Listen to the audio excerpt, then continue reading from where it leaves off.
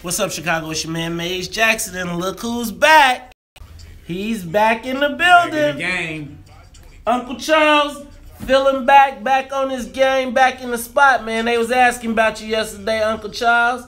They said and what'd you tell them? I said, man, he'll be back tomorrow. I said, get well soon. I thought they sent you some love. I could have called in slick. Calling in slick. I know all you all have done that before. You call in slick, not sick, but slick. Hey, could tell the man something, right? Gotta tell the man something. We've got one-on-one consultations to answer your legal and tax-related questions. They'll even be an entrepreneur's. All right, y'all. We are getting ready to get it cracking. Let's make it happen. The WVON morning show. We are at full tilt today. Ready to get the week started. Why do I feel like I'm so much lower? Cancel. All right, let's get our shares and everything crack-a-lacking. It is the WVON morning show.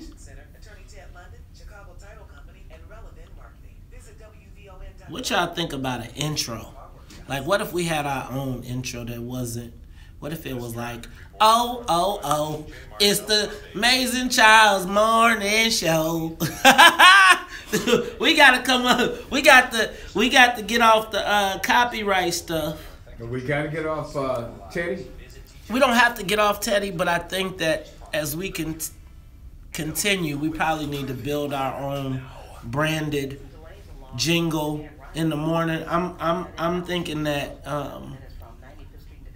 it's been more than a couple times that people have suggested that we should just start trying to do original things so that we can completely be prepared for the things that are on the upcome. And so I think why it doesn't hurt us to do our own jingles and get stuff that brands our names in people's heads so that when they but right now it looks like Teddy is wake up everybody. Jesus, I may go back. And especially now that we're part of the family, I gotta figure out. I don't know if I could do 9 days away.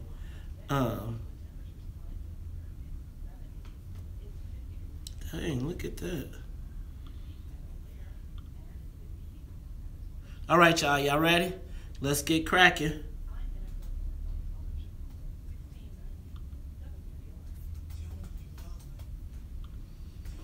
All right, guys. I'm trying to get all the shares in. How you check us out on LinkedIn? Can you share us on LinkedIn? Can you take a tweet maybe? Can you possibly share us on Google Home, Google Plus? How about? Looks like it's that time, y'all.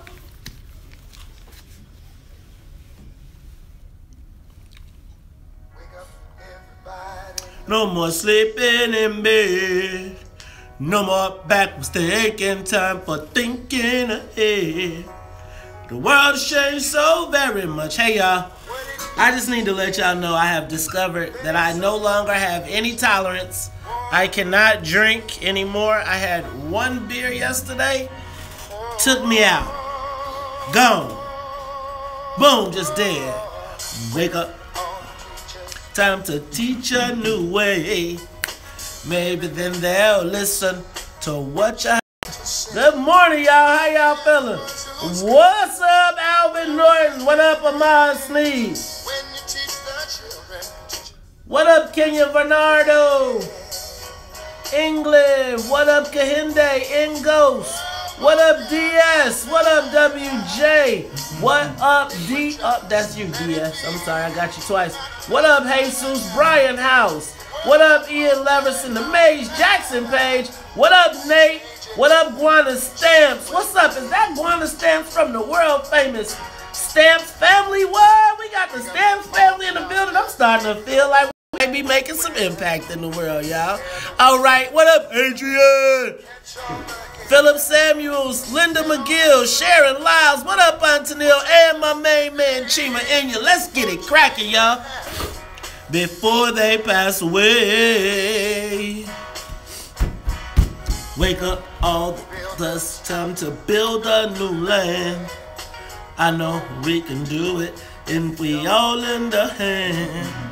The only thing we have to do is put it in our minds. Surely they will work out. They do it every time. The world won't get no better if we just let it be. Na na na na na na na na. The world won't get no better. We gotta change it, girl. Just good morning, Chicago. Good morning, world. This is the WVON morning show. I'm your host, Maze Jackson, and let me tell y'all what. My main man, Charles Thomas, is back in the studio. Charles? What? They told me you called off Slick yesterday. I called in Slick. You know how you do that? You call in Slick. You know, because I didn't want the man. You had to call the man with something. Hey, man. You just can't call. You can't tell him I'm not coming to work. You just got to call in Slick, which I did. Hey, so I'm straight. You straight. Everybody was emailing me, man, and instant messaging me, saying, "Hope you feel better, Charles. I hope you're all right, man." Hey, Charles. I said, "Hey, look, y'all, come on now. On Monday, you can always call in Slick on Monday." No, Charles. Let me tell you. With the show we do, brother, you got to do a body check, man. You know you got the Facebook Live, cause it go to Lick, brother. You know your car starting. Everybody be like, man, do we got food tasters? You good, man? Yeah, that was the first day morning I ever missed on the. I've been here more than you. You have on the Maze Jackson show. I've been here more than you. Ain't that crazy? So look here. Look at him, man. All right? Hey, man, long as you good, man. And that Flournoy, you know how to call in. I've never called in. You never called in Slick? No. Sonia? I'm one of those people that work slick. Oh, you know? okay. You work Slick? Okay. Oh, you I heard call that. in Slick. Now, Sonia Escobar. No, senor. I work very, very hard. I'm dying, but I come. Okay. Ladies and gentlemen, this is the WVON morning show, and the whole team is back in the building. In case you were under a rock yesterday, you know what I'm saying? You might have missed that. Our main man, Charles Thomas, he was a little under the weather. At least that's what he told the man. You know what, Charles? That called in Slick. Bro, I learned a little bit from you, Eric. You know what, Charles? You know I know you the straight man. Yeah. But I think you got a little slick in you for real, man. I think you got a little, you know, they always say Maze Jackson is the crazy one, but you know, Charles, you've been getting a little loose lately. This is the WVON morning show, and the whole team is back together. Gotta say what's up to Annette Flournoy in the newsroom, plus the musical conductor of the Soul Plane, Miss Sonia Escobar. Charles. You know, I missed doing that yesterday. I was like, Charles. Man. Charles, did you see that yesterday the governor and Mayor Emanuel announced that they have submitted to get Amazon here 50,000 new $100,000 a year jobs.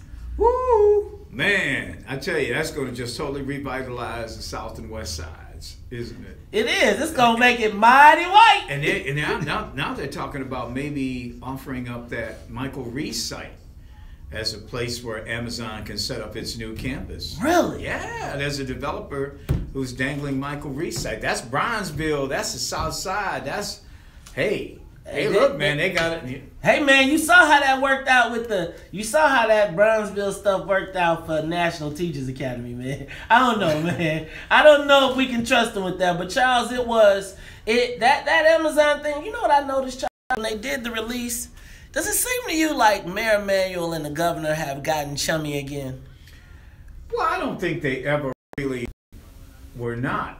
But what the paper told us, they was hating each other. But when they have their shared interests, whether it's making money together, like the governor apparently in his other life, in his previous life, helped Rahm Emanuel make what is it, $15-20 million in like a couple of years? Was it a couple years or a couple months? Something like that. It was a short period of time. I mean, it was a windfall. Is that what they call it? Mm-hmm. So these two guys, plus there's that famous photo of them with that $10,000 bottle of wine going to dinner out in Wyoming somewhere, wherever it was out west. I mean, these guys, anybody you drink a $10,000 bottle of wine with got to be your boy. Charles. Got to be your boy at some point. Yeah, we could have a disagreement. Like I could have a disagreement with Mays Jackson. Right. But you still my boy. Till the world blow up. Till the world blow up. Right. And let me just tell you, Charles. Until you not get an ounce bigger. Is that what they say? You will be my... Until you get an ounce big, something. Your jigger? Something like that. Okay, I got it, man. Something. But so Charles, and let me just tell you.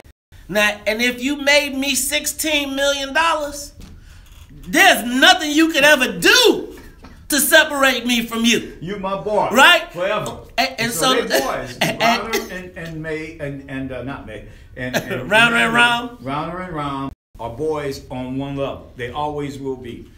Charles. They gotta be. Can I just say this, man? You are clairvoyant. I wrote in my notes as I was going through the paper today, Charles Thomas the clairvoyant. You know why, Charles? What did I do now? You told us there was going to be a cell phone tax. Yeah, man, of course. And you told us he was going to up the Uber tax. And then you told us about the amusement tax being the old bait and switch. Didn't even think about it coming just in time for them to open up that new Wintrust Arena. Man, Charles, you and these taxes, you clairvoyant about this, man. I thought we were done. No, that's the problem. We never are done. We always get another tax after the last tax. And when is it going to end? That's what you have to ask these politicians. Charles, don't you think after what happened to Queen Sugar, Mayor Emanuel, who already is on some shaky ground, would think twice about hitting somebody with a cell phone tax? A cell phone tax. You want to... Hey, man, everybody has a cell phone. 2 and 3 on there. It's a lot of people. My kids got cell phones. My wife got a phone. I got one for my wife, one for an iPad. One, I got like 3. Charles, we'll have to talk about that. Plus, Chicago... Charles, every day on the way to work, I see some furry friends. And I was wondering if it was me, but did you know that Chicago has been named the rattiest city? The rattiest city? Yeah, and I ain't talking about snitches either. Like the most rats. The most rats. Not snitches. Rats. We do have more units of government, which means more politicians than most places. Is that what they're talking about? You know what, Charles? You can't start that stuff this early in the morning. Look, it is 6:17. We'll be back after traffic and weather. It's the WVON Morning Show. More of the morning show. Dang, you called him. You can't be calling the... We got a lot of rats running around, man. I said not snitches. Man, I tell you, the other thing about it. What's the social media today? Joe Maddon. Does social media matter? Y'all ready? Here we go, y'all. Got to go down. Look, we coming back on fire. I can't wait for this conversation. Social media people, get ready. Ask Sonia, does she have the clip? Do you have the Joe Maddon clip? All right. Yeah, it's real short, like 10 seconds. All right, so I'm gonna talk it up and then we'll hit it. I ask you to hit it. All right, y'all. We missed Monday, so we coming back with a supercharged Tuesday, because you know how this combo is about to go. With the social media question of the day. Look at Charles is gearing up, y'all. I'm telling you. He low for bear, bro. He low for bear. Look. All right. Social media. Question of the day. Does social media really matter? Does it really matter? Right? So, I would say that yes, it does. I think that to what extent, we'll have to talk about.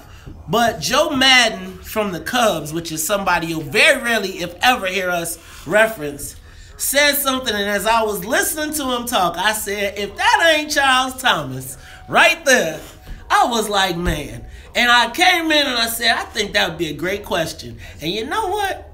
Charles is like, I agree with him. I think it's a great conversation. So stay tuned, y'all, because the social media question of the day, we about to have us a real conversation. Man. All right, Charles, you got the camera, my brother. Take it away. Yeah, I mean, I pay a little bit more attention today to social media than I used to. But, definitely. My only concern is that we put too much emphasis on it. There's not a balance, And when you talk about this guy Joe Maddon, I mean, he's getting a lot of heat on social media. Not that I follow the Cubs, because I really don't. But hey, this guy, he's been to 3 National League Championship series. He won his team won the World Championship last year. And bottom line, the Cubs, I'm a baseball fan, right? And the Cubs are just not as good as they were last year. Or the other teams are better. But this guy, as far as I'm concerned, he won the first championship for the Cubs in 108 years. And then there's going to be a lot of people on Twitter dogging him out. Come on, y'all. Y'all got to... Did you all forget? This is the Cubs. And this guy won the World Chase team, won the World Championship last year. Give him a break. The guy is done a phenomenal job. This guy is historic. Joe Maddon is historic. And when a bunch of trolls on social media start dogging him out, saying he didn't do this right or he didn't do that right, I mean, come on. They forget. It thoroughly lost perspective. The people on the internet, the social media people, totally lose perspective. What I'm saying is, social media is not a reflection of reality. It just is not. It is its own reality, but it's not what everybody thinks, because there are real people out there. I mean, come on, man. John Rembert, you know that. I mean, I ain't no Cub fan. Now, any stretch, but for these people to be out here trolling, this guy is just that. Come on, they forgot.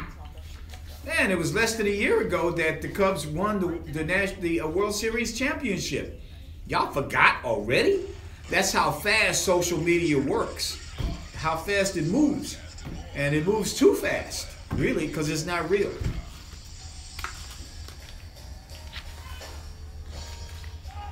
I mean, when's the last time a Chicago team went to the league championship series 2 years in a row? When's the last time? I'm going to hit this thing in Florida real quick, and then we'll go. Okay. We're back. You hear me? We're back.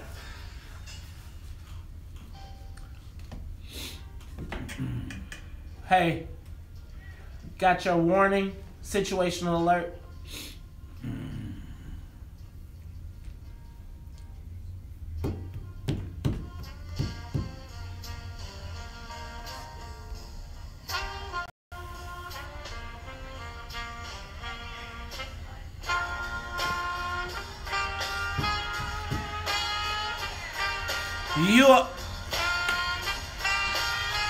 You are tuned in to the Talk Chicago 1690 AM. I'm your host, Maze Jackson. Got my main man, Charles Thomas, in the building. And Charles, are you hearing what's going on, my man? Charles, what is going on?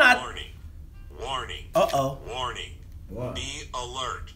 This is a situation alert from the WVON morning show. Uh-oh. Charles, this is no laughing matter. Can I come out from under the desk? Charles, come from under the desk. There is not a tornado, but we want to send a warning, a situational alert to the black people in Florida. Apparently, Florida Governor Rick Scott has declared a potential state of emergency. White nationalists are gathering at the University of Florida, Gainesville. These are the "We Will Not Be Replaced" people? They are, yes, Oh my the God. "We Will Not Be Replaced" people are gathering at the University of Florida in Gainesville. The governor of Florida, Rick Scott, has declared a state of emergency, stating that he finds the threat of a potential emergency imminent. Black people in Florida, in the vicinity of the University of Florida, Gainesville, please be aware. Let your friends and family know. That is why, Charles, we are the voice of the Negro across the nation. And they will hear this, I'm sure, and bite our warning in Florida. Social media, Charles. You know we have quite a few followers from social media. I'll show you that. They look at us on Facebook. They do, and they listen on iHeartRadio. Absolutely. Ladies and gentlemen, this is the WVON Morning Show. I'm your host, Maze Jackson. Got my main man, Charles Thomas, back in the studio.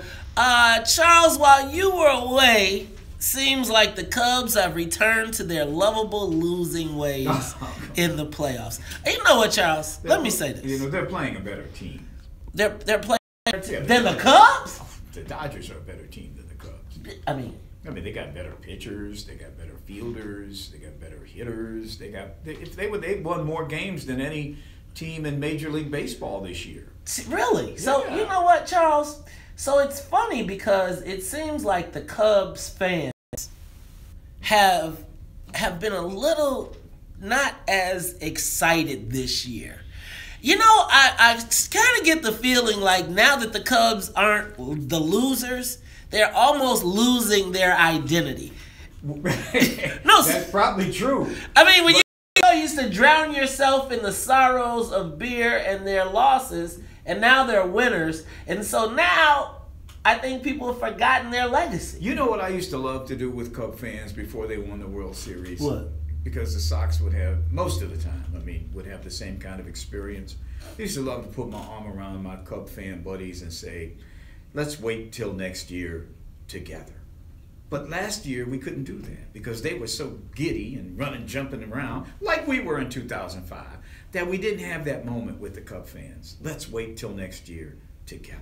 Well, I think we're gonna have it this year. You think so? Yes, I'm fingers crossed. I'm 'Cause, you know, LA, California, You know, I have no problem with the Cub fans.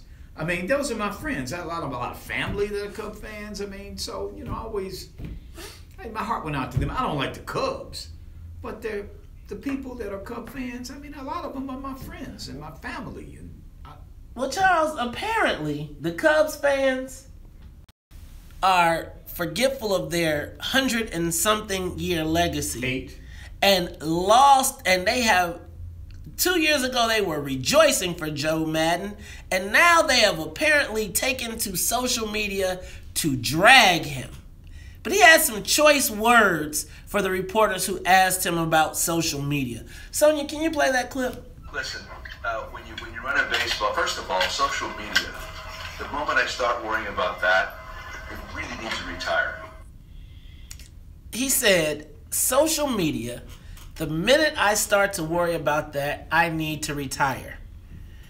And it got me to thinking, Charles, about a lot of our conversations, right? Some of them between us, some of them about others, some of them just conversations that revolve around social media. And I don't want to say you have a disdain for it, but I do feel as though, like as a report, like a traditionally trained newsman, you kind of not scoff at kind of like social media. Yes, not really. And it doesn't represent what people are thinking because not everybody is on social media.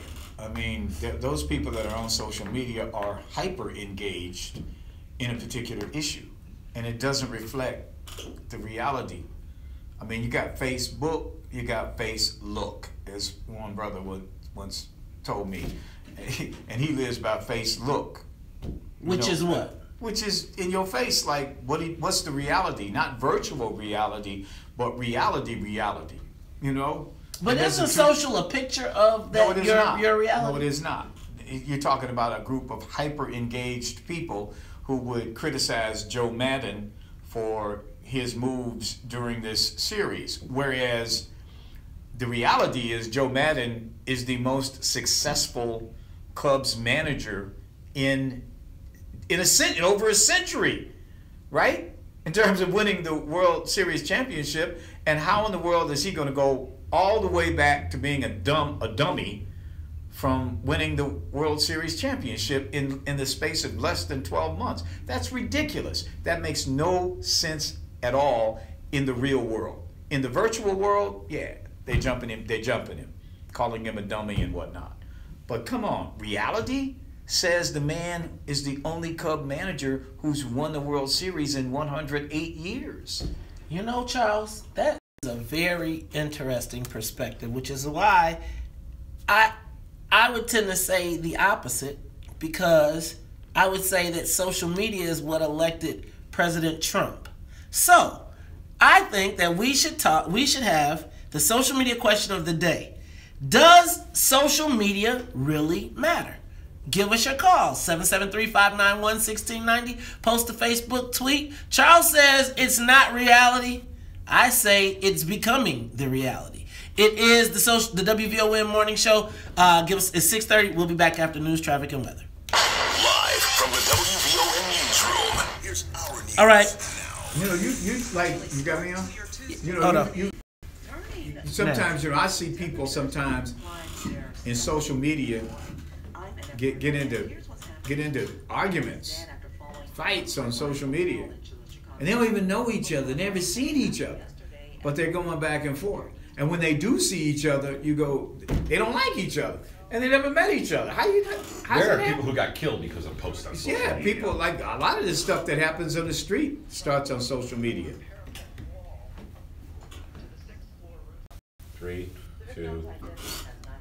All right, what's up, Chicago? It's your man, Maze Jackson, with the social media question of the day. So, Cub White Sox. Let's start over. Okay, sorry. Take 2. Take 2. It's like seeing sausage being made. 3, 2. What's up, Chicago? It's your man, Maze Jackson, with the social media question of the day. Apparently, Cubs fans have been dragging Cubs manager Joe Maddon because of his decision-making on social media. To which he responded, anyone who thinks that social media matters should not be doing the job that they're doing. So, social media question of the day.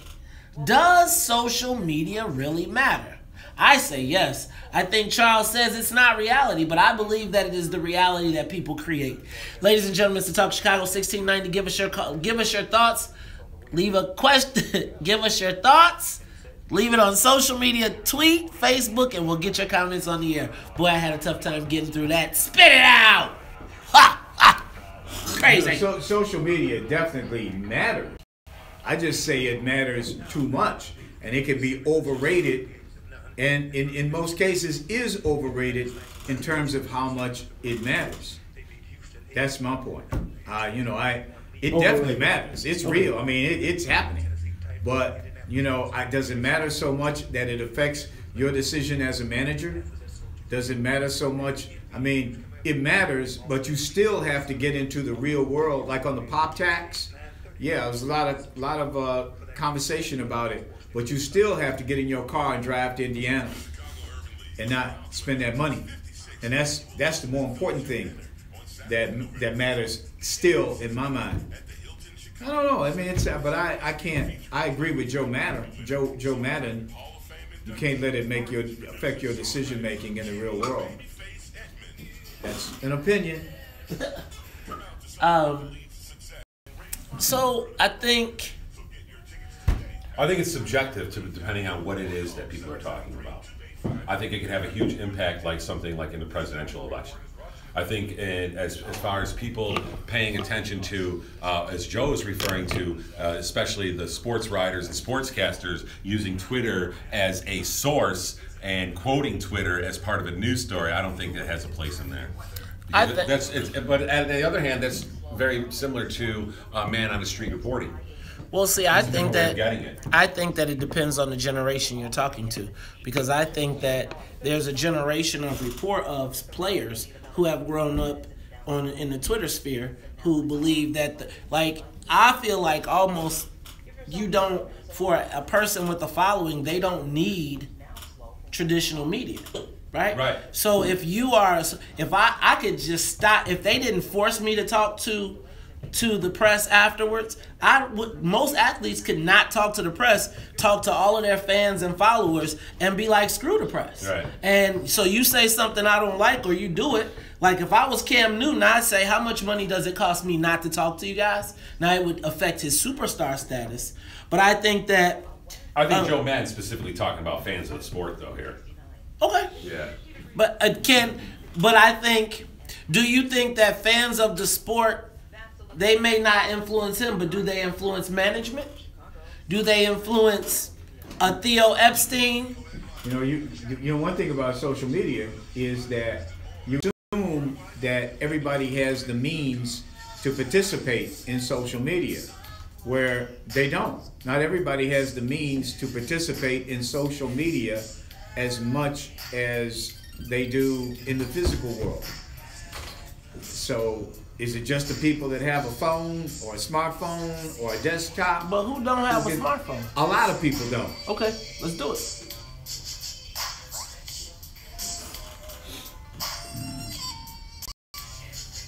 Computer world.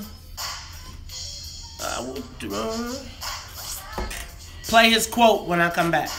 Play his quote back again.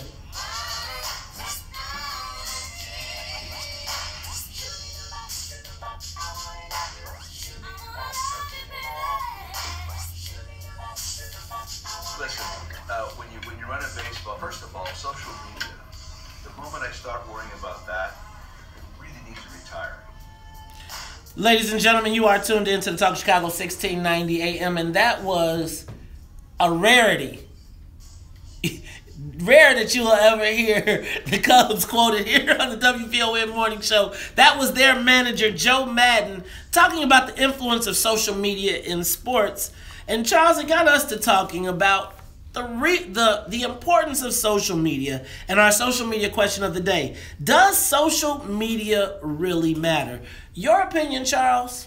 It does matter, but it's overrated in terms of somebody like Joe Maddon and how he makes decisions, or how you make a decision, or I make a decision. We got people that we constantly are involved with in social media, but there's a lot of other people out there who don't participate in social media, and that's not how they express themselves. So just because social media, you hear an opinion or a prevailing opinion on social media, you can't take that as being reality, because it's just those people on social media. You get me? I get where you're going, Charles, and I think that there's some nuance here. So I think that if you are a scientist or a chemist or even a baseball manager, you can't pick the chemicals that you put in the drinking water based on social media. Some things are just fact, or they have to be that way.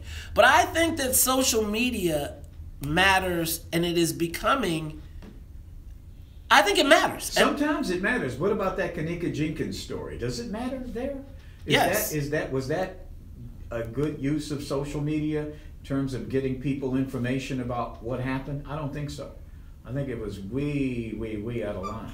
You know, the whole Kanika Jenkins episode and what people were writing on their Facebook pages and posting at that point, that was just totally chaotic. What's real? I have no idea. But that even makes it, to me, that even emphasizes why it's important and why we have to have reliable sources of social media. Because the universe is cluttered, right? And I would tell you that the people with the largest social media followings oftentimes are now shaping the narrative for not shaping the narrative for our community, but a significant part. So I would tell you that the Kanika Jenkins scenario, the mass hysteria created around it, was shaped by social media. Right, and I don't think that's necessarily a good thing, because we saw where that is going, you know, which is a lot of misdirected energy, and it's not making a difference in the bottom line. Now with Joe Maddon, he's saying that all these people dogging him out on social media, he's not paying attention to that. He's making decisions as he goes. He's in the locker room. He knows what his players can and cannot do. He knows who's tired and who's not. And they're telling him he should have started this pitcher, put this pitcher in as opposed to that one. Well, they don't have anywhere near the amount of information that he has about his own team, and they're trying to tell him what to do. So I agree with you on telling a professional how to do their job as it relates to sports or to a specific science. But I do think that social media, I think that more people got their news about the Kanika Jenkins from social media reporters. And they got bad news. They got news that wasn't correct. They got things that couldn't be borne out by any kind of bottom line. People were writing about this not knowing what the toxicology report was. They had no idea, and they were writing about it on social media, coming up with theories about body parts and people in putting her in freezers to preserve her body part. What in the world? Where did they get that from? Social media, which is overrated. Yeah, to me. But Charles, social media. But then I'll give you the Kanika Jenkins one. But I would say that social media is what elected President Trump. I would say that social media is what started the Arab Spring. So social media elected Barack Obama. I would say that. There's that theory. I'm not going to debate that in that kind of detail. I'm just saying it can't be depended upon. That's all I'm saying. You can't depend on it. I would say that I think nowadays, man, most people get their information from social media. Maybe I'm crazy. Am I crazy, dude? I start the day at social, and then I see the stories in my feed and what's trending, and then I go and follow the stories. Now, because I do this job here at the morning show, I go to news sources, but I know plenty of people. I feel like there's a lot of times that people will listen or watch us and take the stories and the news that we give them and go. And that will be their information. And so, ladies and gentlemen, give us a call, 773-591-1690. Does social media really matter? Ron, you're on the Talk of Chicago. But you know what? It doesn't matter to me at all. And the people that I talk to, I find it to be a lazy way of obtaining information. I'm not on Facebook. People say, well, I'm trying to find you on Facebook. No, I'm not there. It's irrelevant to me. Again, I think it's a lazy person with information. Charles, I respect you a whole lot. I respect journalism. Get the facts.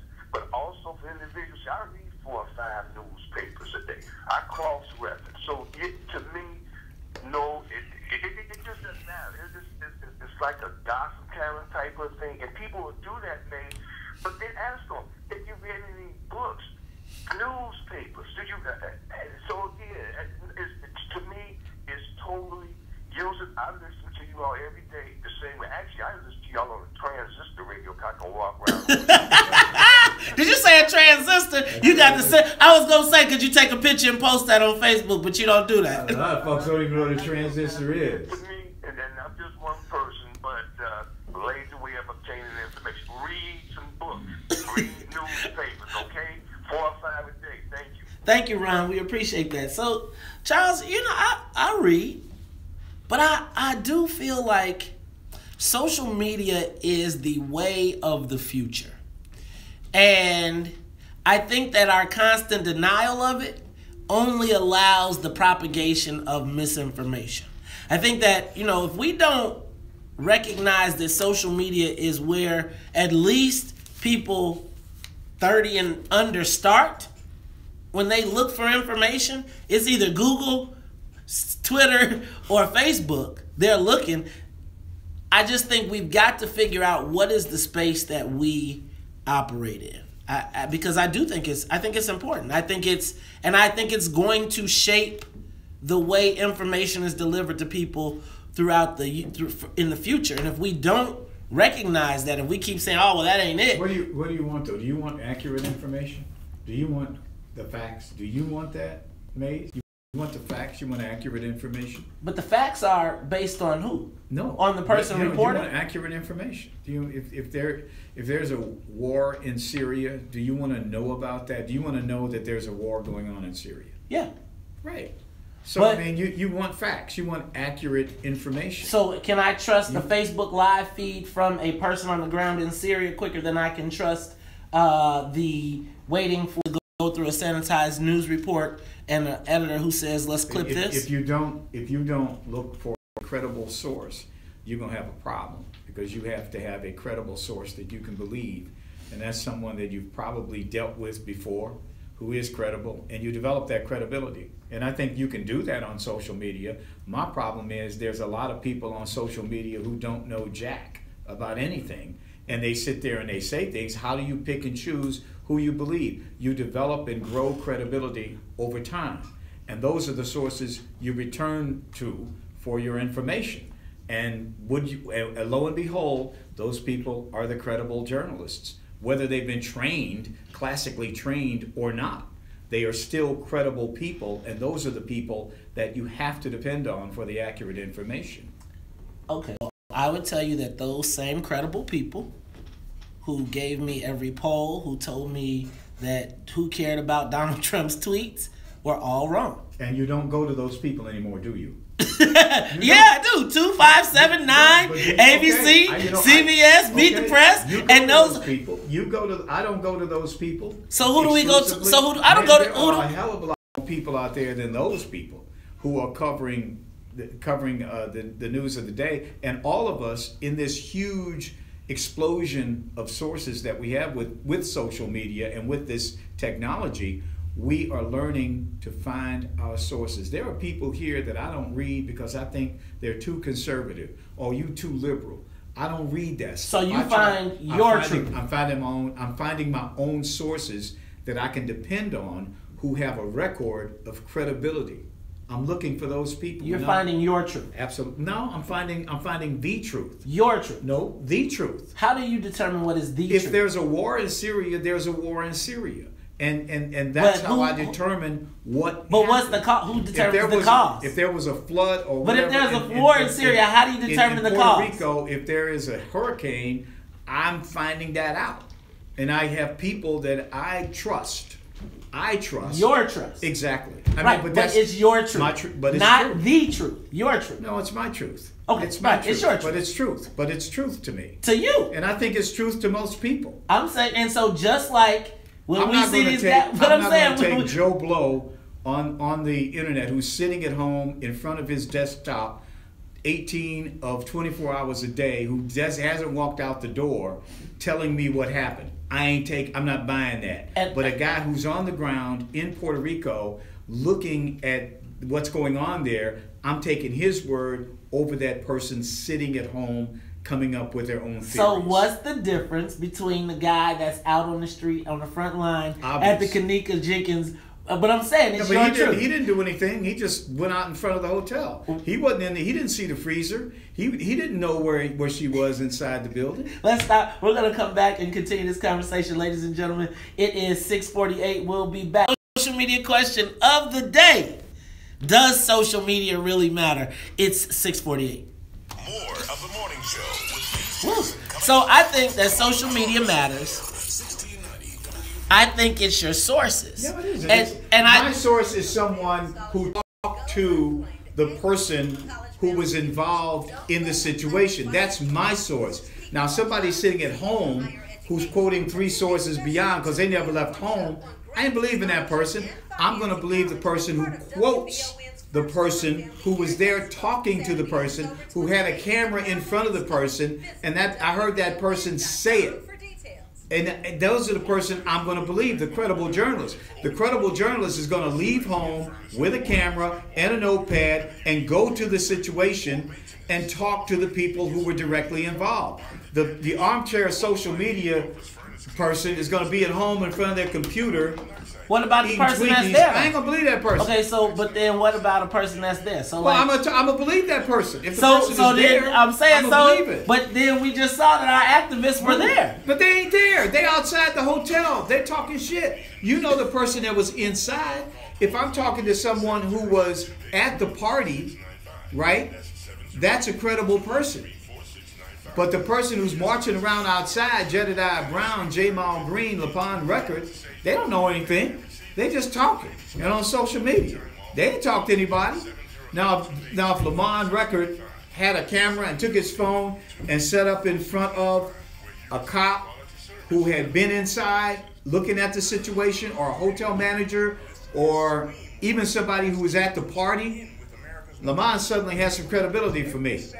He does, if he's doing that. But these people aren't doing that.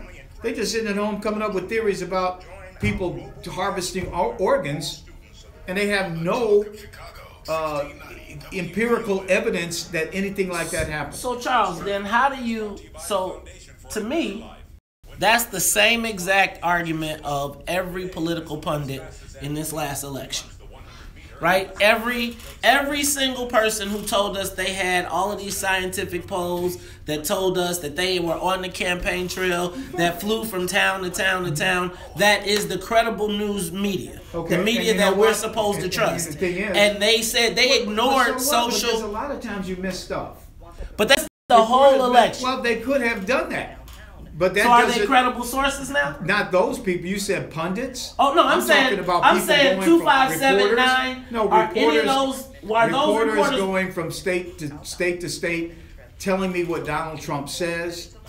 Those are the ones who are credible. The pundit, the Charles Krauthammers of the world, or Van Jones of the world. No, they're not credible. No, they're not the same level of credibility as people who are reporters. See, you cannot discount the whole notion of a person who is a reporter going out and getting in the face of a newsmaker and asking that person questions, and you hear it and you make a decision for yourself. Van Johnson, Charles Krautheimer, those people, they're hearing it too, but they're coming back with their spin. And you got to be careful the difference between spin and legitimate reporting. Legitimate reporting, I'm on the scene getting it. And so, on the scene getting it, how did, let's talk about it.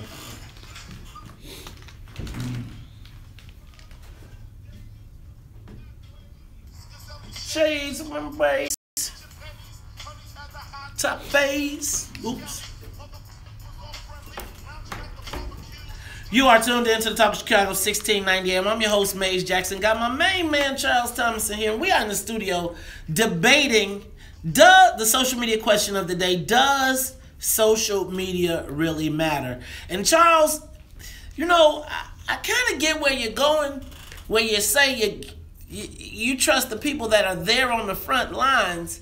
But I believe that people determine who they believe are their credible sources. No, I don't. I think that if you want to know what the fire department thinks about what caused the fire, you go to the fire commissioner or the fireman or woman and you ask them what started this fire. That's what a reporter does. The social media person who is not involved is sitting at home developing theories about how the fire started. Wait a minute, you didn't ask anybody. You didn't go to the scene. You cannot discount or discredit legitimate reporting. People that go to the scene, ask the newsmakers what happened, and get that version. And you can separate those people from those who are sitting around and doing social media just talking about stuff. That's not reporting. That's just talking about stuff. And reporters have a value. And a lot of reporters include their work in the mix of social media. I mean, they'll post on Facebook. And if this is a legitimate reporter, it's up to you, the reader, to discern who is actually done some reporting. So does Fox News report? Does Fox News report? I don't know. I mean, I guess. I'm sure they does claim, ABC report? Yes, they claim to report. Does NBC report? Yeah, they report. They report. Are they credible? Yes, I think they're credible. They absolutely are credible. Up until a point. I think when you start getting into spin and opinions, maybe that isn't as credible. You get a lot of that. But in terms of the fact that there is a fire going on in California right now that is costing people homes and lives, that's fact.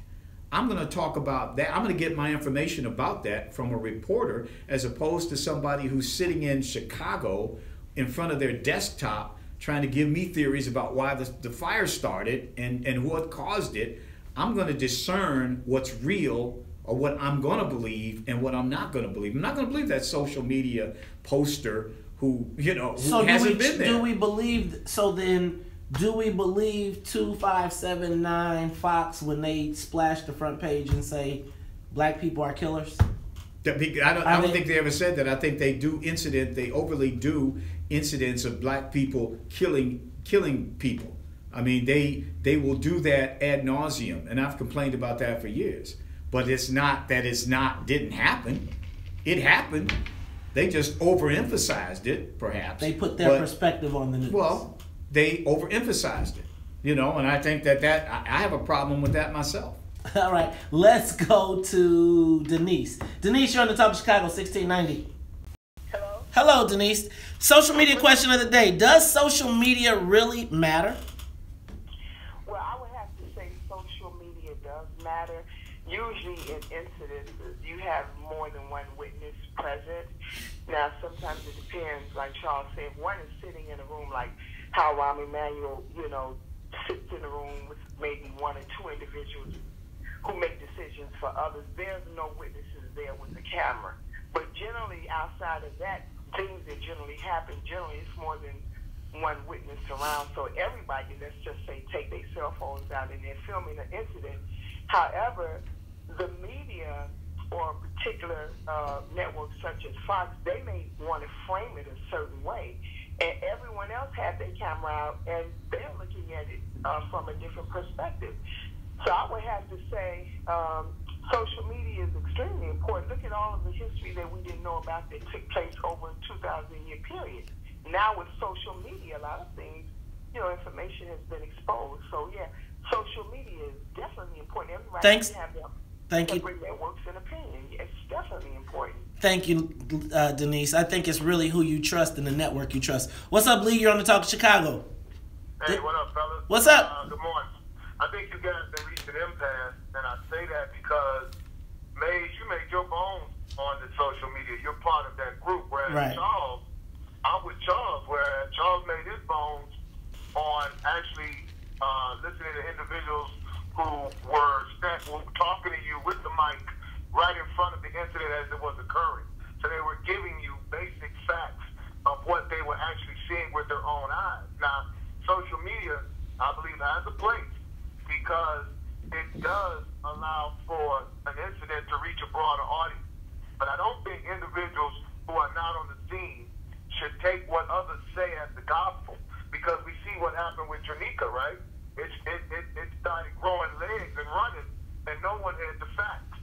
So I agree with both of you, but I think you guys are not going to come to an agreement on this, man. I think this, you know what? I don't think it's always about coming to an agreement. I think it's about having the conversation.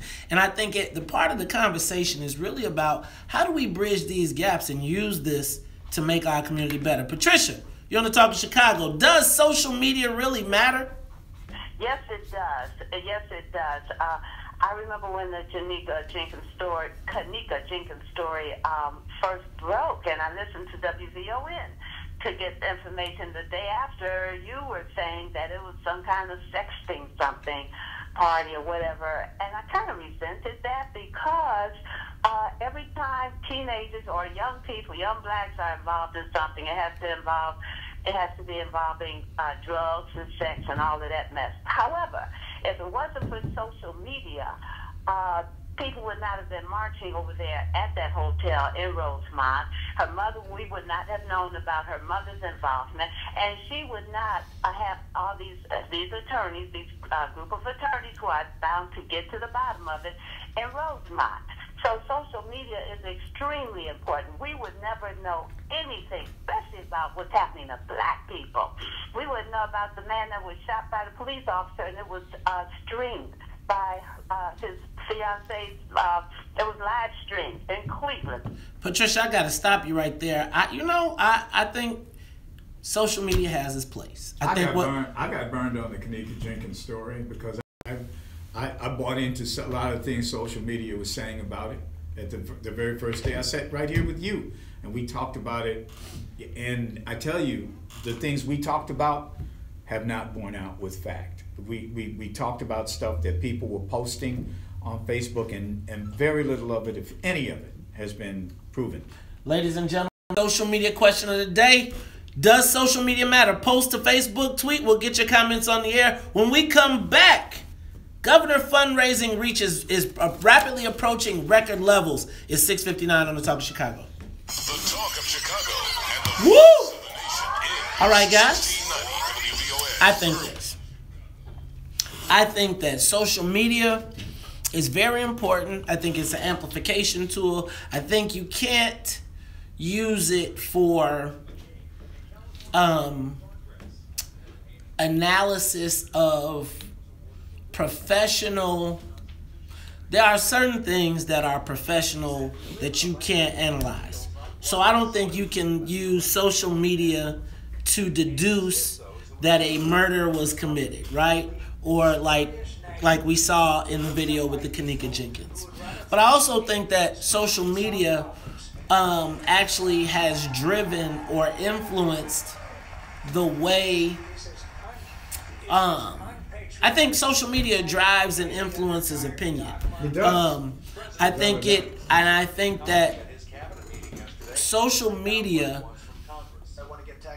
if you are a opinion leader or an influencer, social media definitely has to play a factor in your calculations. If you are a business that is in service, right, you have to factor in social media, because if you give me poor customer service, I will share in 50,000 people and your situation will go viral. Think of the situation of the dude that got $5 million from United for getting choked out on an airplane.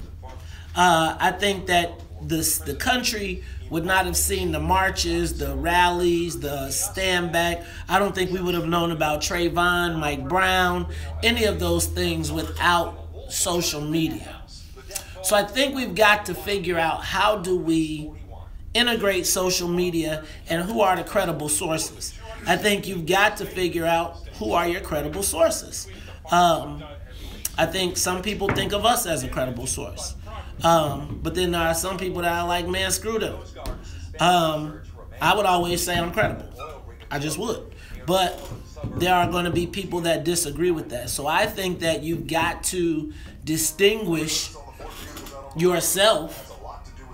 But I think if social media wasn't important, then we wouldn't be going through right now with Facebook saying that they saw that their platform was used to influence the election in a way that they had no concept. I think if social media wasn't important, then you wouldn't see all of this overemphasis right now on how the ads, how the profiles, how fake profiles, how those things are used. And I will say that, quite frankly, my prominence, the way that I was able to distinguish myself from the clutter of most political pundits, not even political pundits, analysts, was being right and having a platform to amplify the fact that I knew what I was talking about. And I think that even as we go, I think Kanika Jenkins is an example of it going wrong. But I would say that 99% of the things that we share bear out here, whether it relates to what? 99%? Hell yeah. Hey, get serious. Did you share what? That we share on social media? 99% of the things on social media is real? No, that's not what I said. Oh, okay, that's not what I said. Okay, I'm glad you. That's not what I said. I misheard you. Sorry, okay, you misheard. Misheard me. Like what I said was, 99% of the things that we talk about on this show bear out. When we talk about politics, when I talk about the things that I'm telling you about when it relates to how contracts are moved, how money is made, how you don't hear people calling up saying the morning show is lying. You don't hear them calling and saying that. What you hear them calling and saying is they shouldn't be saying that because we tell the truth, or I tell my truth from the perspective of seeing it from a person who has executed it against the people, right? So it is not, and so when you listen, you're able to hear from the perspective of a person who executed the things that I'm talking about, right? Whether it's from a precinct captain's perspective, whether it's from the perspective of how lobbying is done, where the money is gone, or how they shift stuff around. So that over time, as you see it bear out, makes you start to increase your belief in the credibility.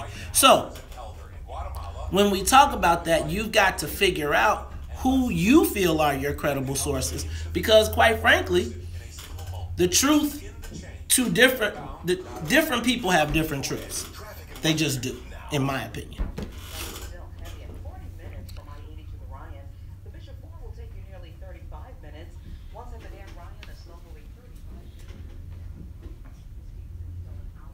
What up, Sly? What up, Nate? What up, Sean? What up, Kang?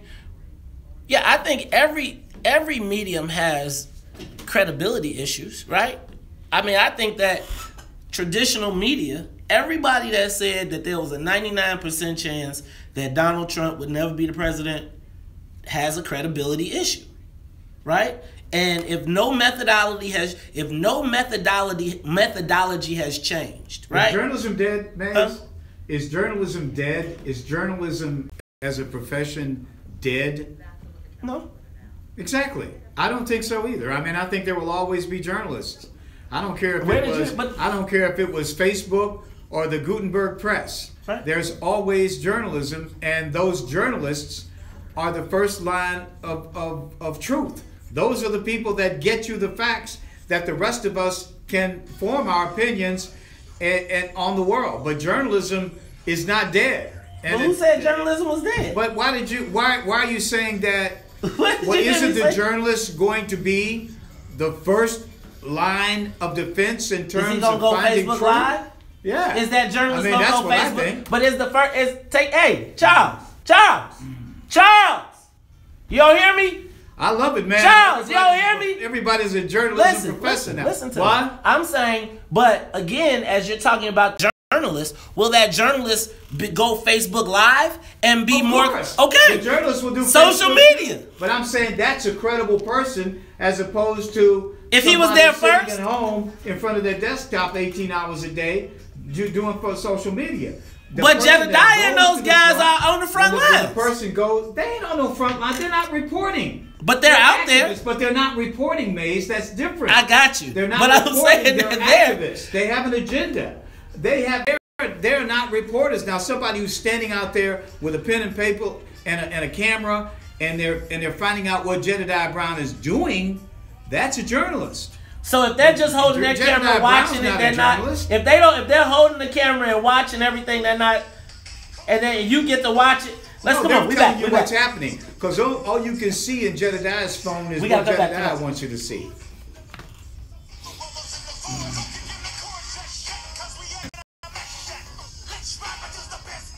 Ladies and gentlemen, you are tuned in to the Talk of Chicago 1690 AM. I'm your host, Maze Jackson. Got my main man, Charles Thomas.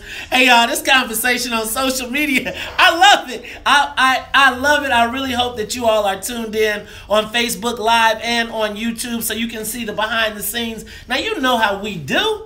At the top of every hour, got to say what's up to the morning show team. Good morning to Annette Flournoy in the newsroom, plus the musical director of the Soul Plane. That's right, Miss Sonia Escobar. Now, ladies and gentlemen, we want to keep getting your responses to the social media question of the day. We might even come back to it, but we got to move on. Charles. Yes, sir. Gubernatorial fundraising. Good goobly goobs. Big money. Big money. Big money. But you know, the thing is, there really isn't this year a lot of fundraising going on.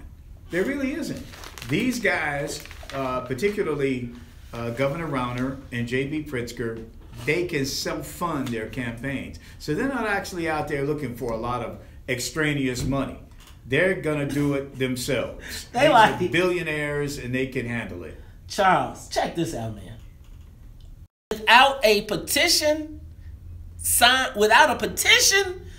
filed, there's been $102 million raised by these guys. 102. And there's going to be a lot more, because most of that is from Governor Rauner's campaign. They say $65 million or so that he has in the bank ready to go. That would leave only about 35, 37 left for J.B. Pritzker, who's 28. He's got 28. But he's worth about 4 times as much money personally as Governor Rauner. This guy's worth $4 billion. Boom, billion. Yeah. And then, so here it is. Bruce Rauner's raised $70.9 million, 50 of that his own money. J.B. Pritzker, $28.2 million. That's his own money. He says that he's putting in $7 million every month, right? Then you've got Chris Kennedy. Chris Kennedy, the way I'm hearing from sources, is not getting any money. $3.24 million. You want me to explain why? Break it down, because we had it. The reason Chris Kennedy, who's a wealthy man in his own right, but nowhere near Rauner or Pritzker, he can't get money because the big money Democratic donors don't want to go up against J.B. Pritzker. He's got that much money.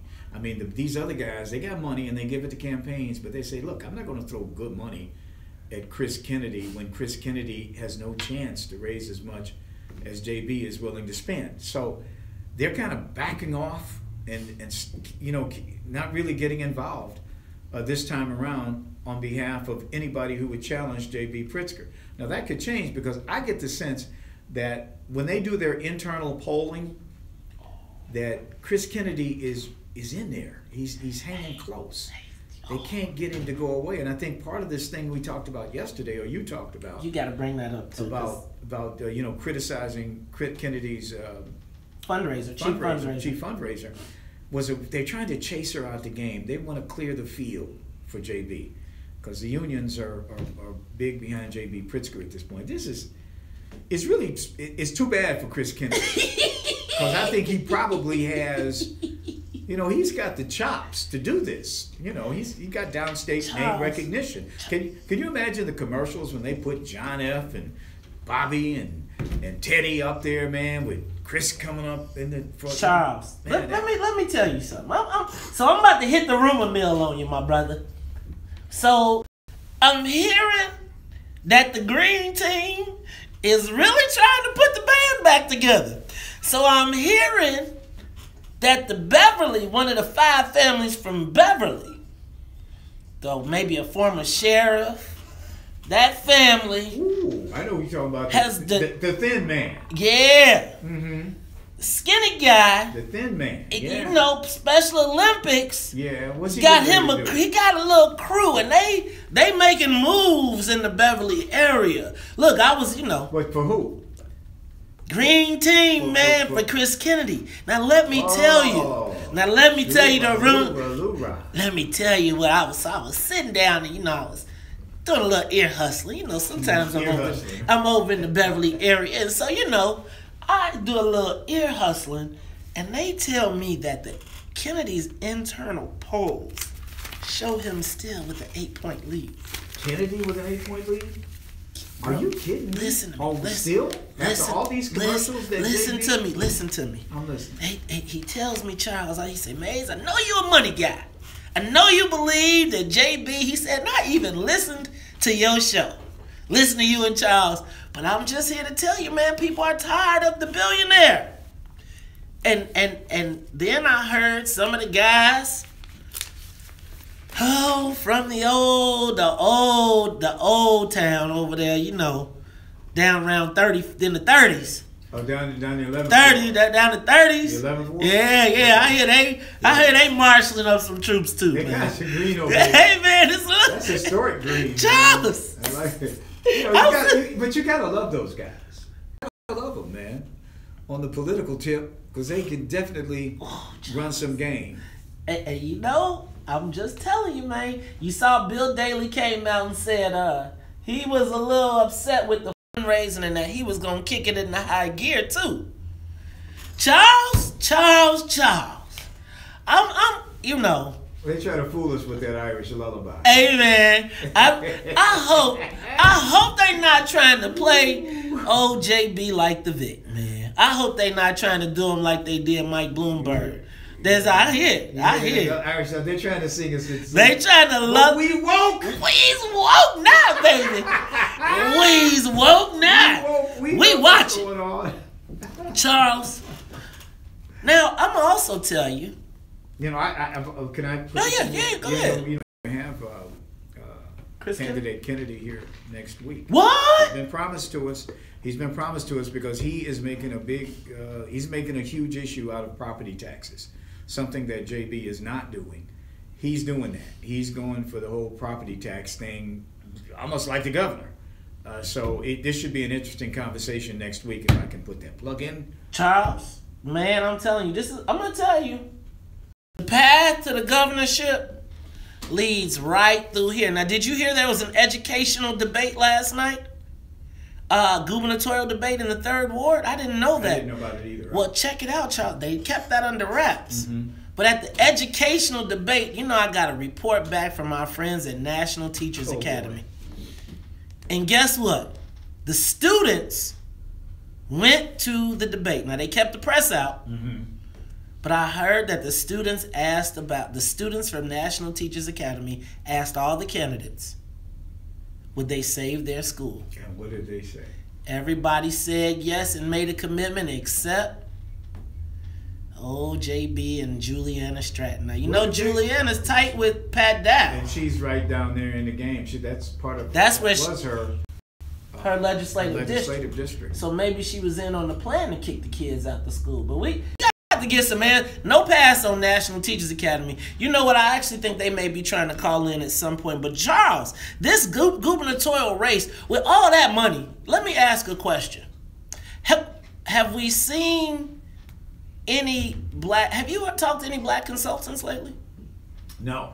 Has any black of outreach to you? Are we seeing any black? I know that we've seen JB on WVON. Are we seeing these hundreds of millions of dollars being spent with any black people?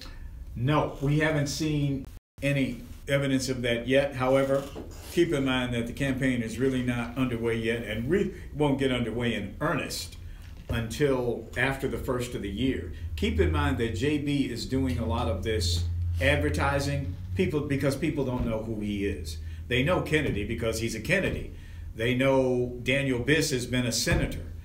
They know Teal Hardeman has run before. They know other people. So JB is basically trying to get his name out there right now. That's the Is it working? Thing. You know, I gotta think it's working because people know who he is. I think the problem is if they know who he is, will they vote for him? Because keep in mind, just because people know who you are doesn't mean they're going to vote for you. Because he's got some Blagojevich issues. Hey man, that could be a good thing in Black Chicago. Well, in Black Chicago, but elsewhere it won't be. It won't be a good thing. And he's got some property tax issues that have come along. That we got this house with. Can we do some? Can we act a little Negrotific? Just a little bit. A Negrotific poll? Could we just see if the governor's race was held right now, who would win? In a Negrotific sense? Yes, just Negrotific. That would be an interesting little poll. Hey man, $102 million in the game. We got some sense of what's going on. All right, ladies and gentlemen, WVON listeners, we're going to do a little Negrotific poll. If the election were held today with $102 million in the air, who would you elect right now?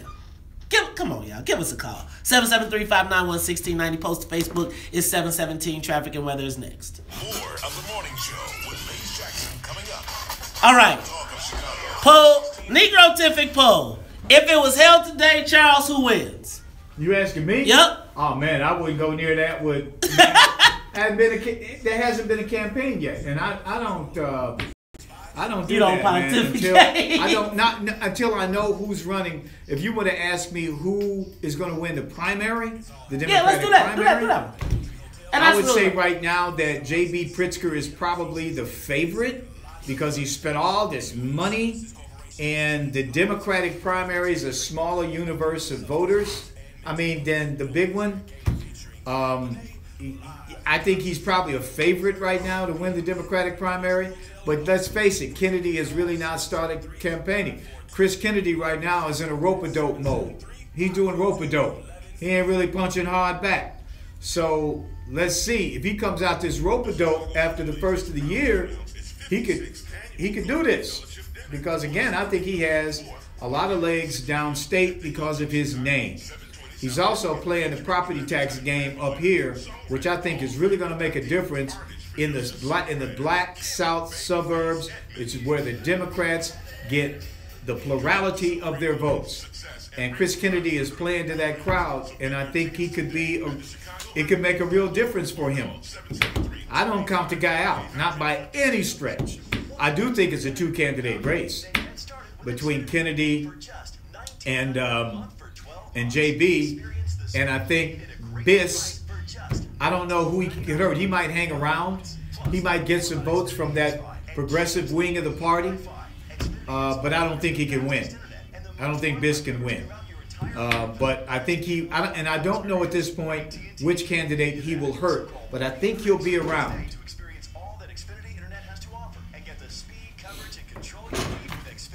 Is that all you, Charles?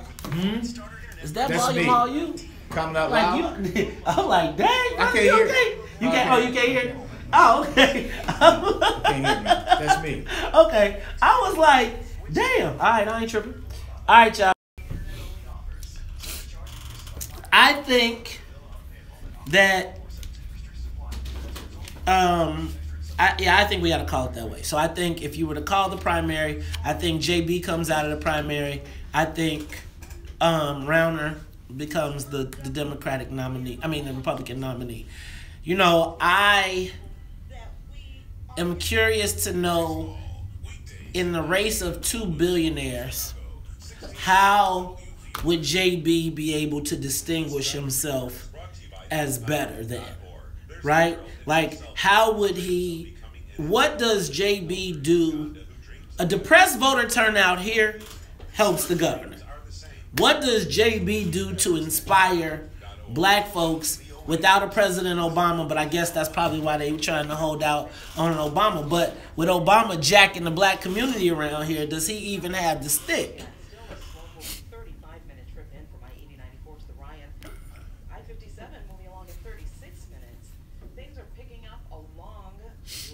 All right.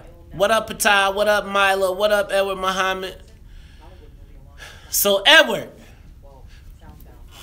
we have to be judicious, right? I think that,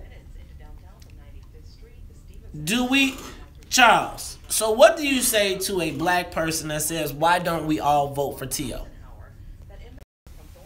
Without, you know what? It might come to that. It might come to that in the Democratic primary if these people don't come correct. That's what I'm talking about, being independent, being an independent black vote. You move all those votes to T.O., those black votes, statewide, I don't think it would, by themselves, they won't be enough. They wouldn't be enough, I don't think. But if you move a lot of them to T.O., you make a statement. And you make a statement for the general election. Look, if you don't come correct, then we could go round. We could go anywhere we want to go. Yeah, that's a black political party there. Unfortunately, it's built around T.O. You'd have to build it around T.O. because nobody else ran. I mean, if another credible black candidate ran who had some governmental experience, it'd be a different ballgame. Say my name when no one's letting shady and calling me baby. Is around you. Say, baby, I love you. We ain't running games. Say my name, say my name. I'm kind of shady and calling me baby. When you say my name, I'll call. You would say, baby, how's your day? It ain't the same. That would word is yeah, okay. That you are in love with another lady. You are tuned in to the Talk Chicago 1690 AM. I'm your host, Maze Jackson. Got my main man, Charles Thomas, in the building, and we are talking Negrotifically, Charles. Negrotifically, just speaking between the two of us. Charles, the election was held today, man. Who do you think would win the Democratic primary? Right now. I think we're held right now. Right now. Right now. Right now. No, right now. I think JB would be the only person people have heard about right now because he's the only one out there running. Really running. I mean, publicly in the media, with all the commercials and such. Yeah. I mean, this right now. But I think that Chris Kennedy is laying back, doing a rope-a-dope, and at the first of the year, this is going to be a horse race. How long can he rope a dope, man? Until he gets some money. Hey man, but we already clear. You saw the unions have already been very clear. Chris Kennedy, you ain't getting nailed. Well, the unions better be careful because the unions are not necessarily they're not going to win any popularity contest right now in Illinois. You don't think? No, not right now. Not right now. No. They can't. Speaking of unions, man. Charles the Clairvoyant, I must bow down. You called this. You said that Mayor Emanuel was going to raise the taxes on our cell phones. Yeah, because he's your basic tax and spend guy. Because he likes tax and spend. That's what he does. He doesn't know how. He doesn't have any creative ideas about how to get this economy rolling. Yes, he does. The amusement tax, man. Yeah, that's what he does. Tax. And the taxes all fall on the middle and working class. That's what the working class and poor people. That's where the taxes fall. And he doesn't have any creative ideas about how to tax the very wealthy. I mean, they're talking about too now about raising the Uber. Uber tax? Yeah, because with Uber and Lyft and the ride-sharing companies, they are saving consumers some money. They save you money. They got to get it back. So they got to say, oh, some free money out there. Let's go get it. And that's what they're doing. That's Rahm and Alderman Beale is in on this one. They want to get whatever free money they see out there, they're going to try to get. And but the thing that they can't tell us, you know what they can't tell us? What? When is it going to stop? They cannot tell us when it's going to stop, and that tells me all they want to do is tax you, spend some more, tax you, spend some more. And you know why they're doing it? Because they can. You know why they need it? Why? Pensions.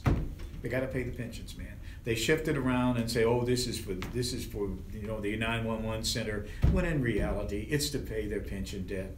That's what it is. The pensions are squeezing everything. Can I ask a question? Why does it seem like, now check this out, I want to be clear. To the people who are owed their money, we want you to get your money. I want you to get your money. I want you to get your money. I ain't trying to mess with your money. But Charles, I don't understand. How much money do we have to pay? It seems we just took an $850 million tax increase to pay the pensions. Which pensions? Because where are these pensions coming from? The pensions that people get are going up 3% a year. Did you get a 3% raise last year? Did anybody out there get a 3% raise?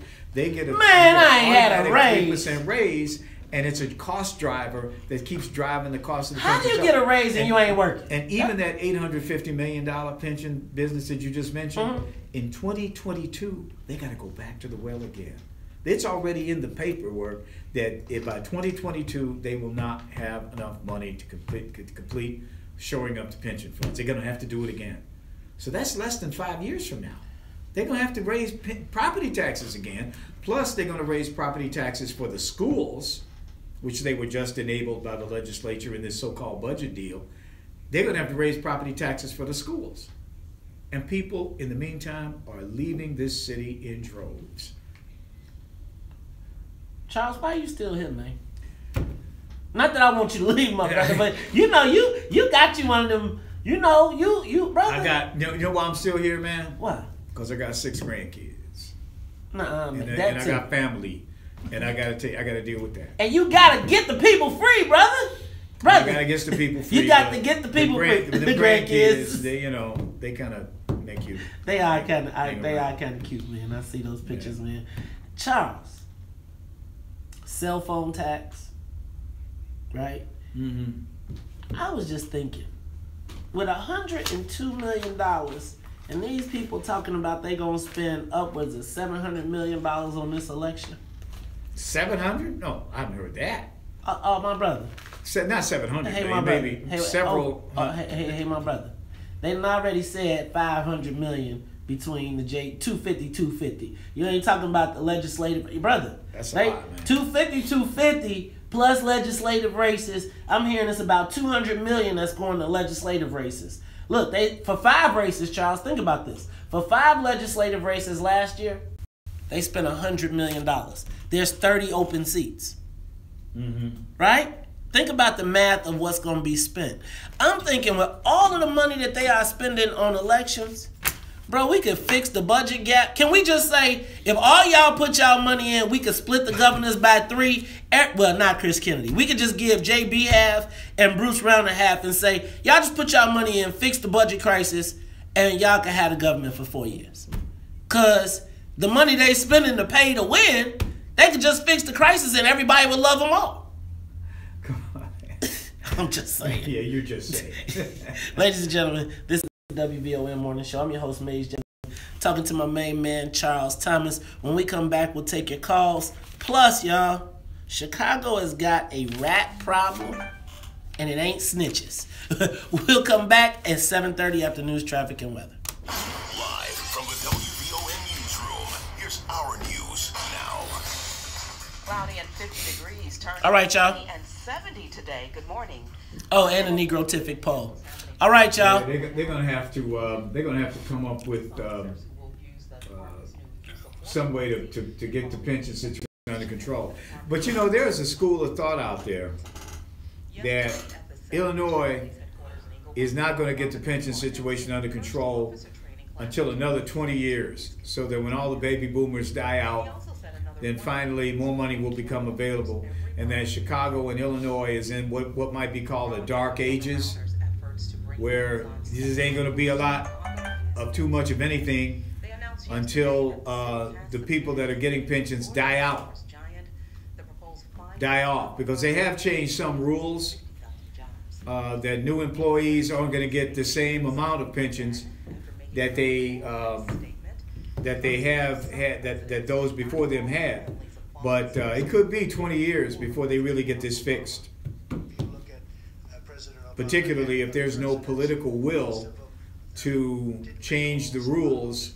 That really, you know, another thing you could do to change the pension situation in Illinois, have a vote to change the Constitution that would allow the legislature to adjust the pension rules. Man, you start talking about that, man, you would have the biggest political fight in the history of America. The unions would go berserk. They would do everything they could to stop that from happening. Because right now, the state constitution says anybody's pension cannot be diminished or impaired, reduced. If you change that clause in the Constitution, then you could go in and adjust and fix the pensions. But I tell you, the political will for that, given the fact that the Democrats are in control, is next to nothing. And it probably wouldn't be fair, because those people who've earned their pensions, they should get their pensions. It's the new ones coming on.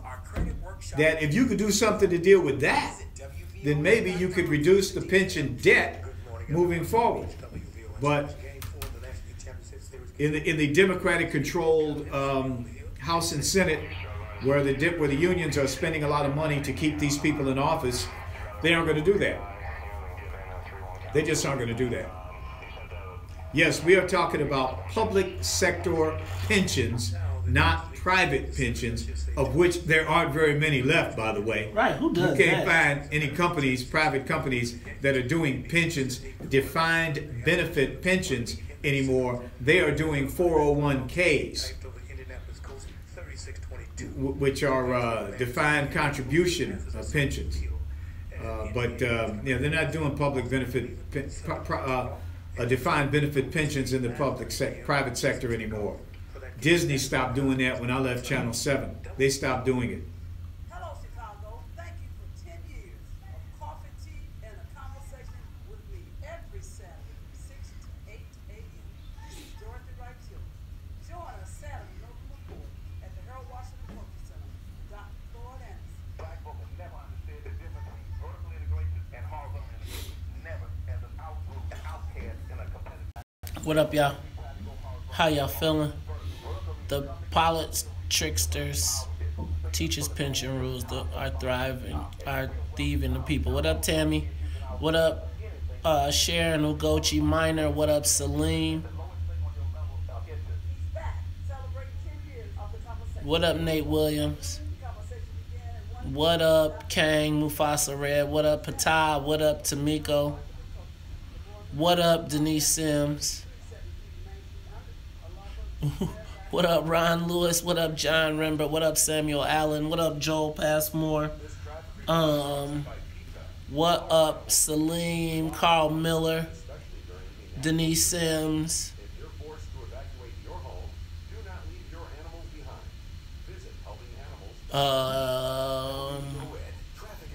What up, Sharon Holman Mayfield? What up, Ron Lewis? What up, Tammy Matthews? What up, Bob Israel? What up, Sean Rise? What up,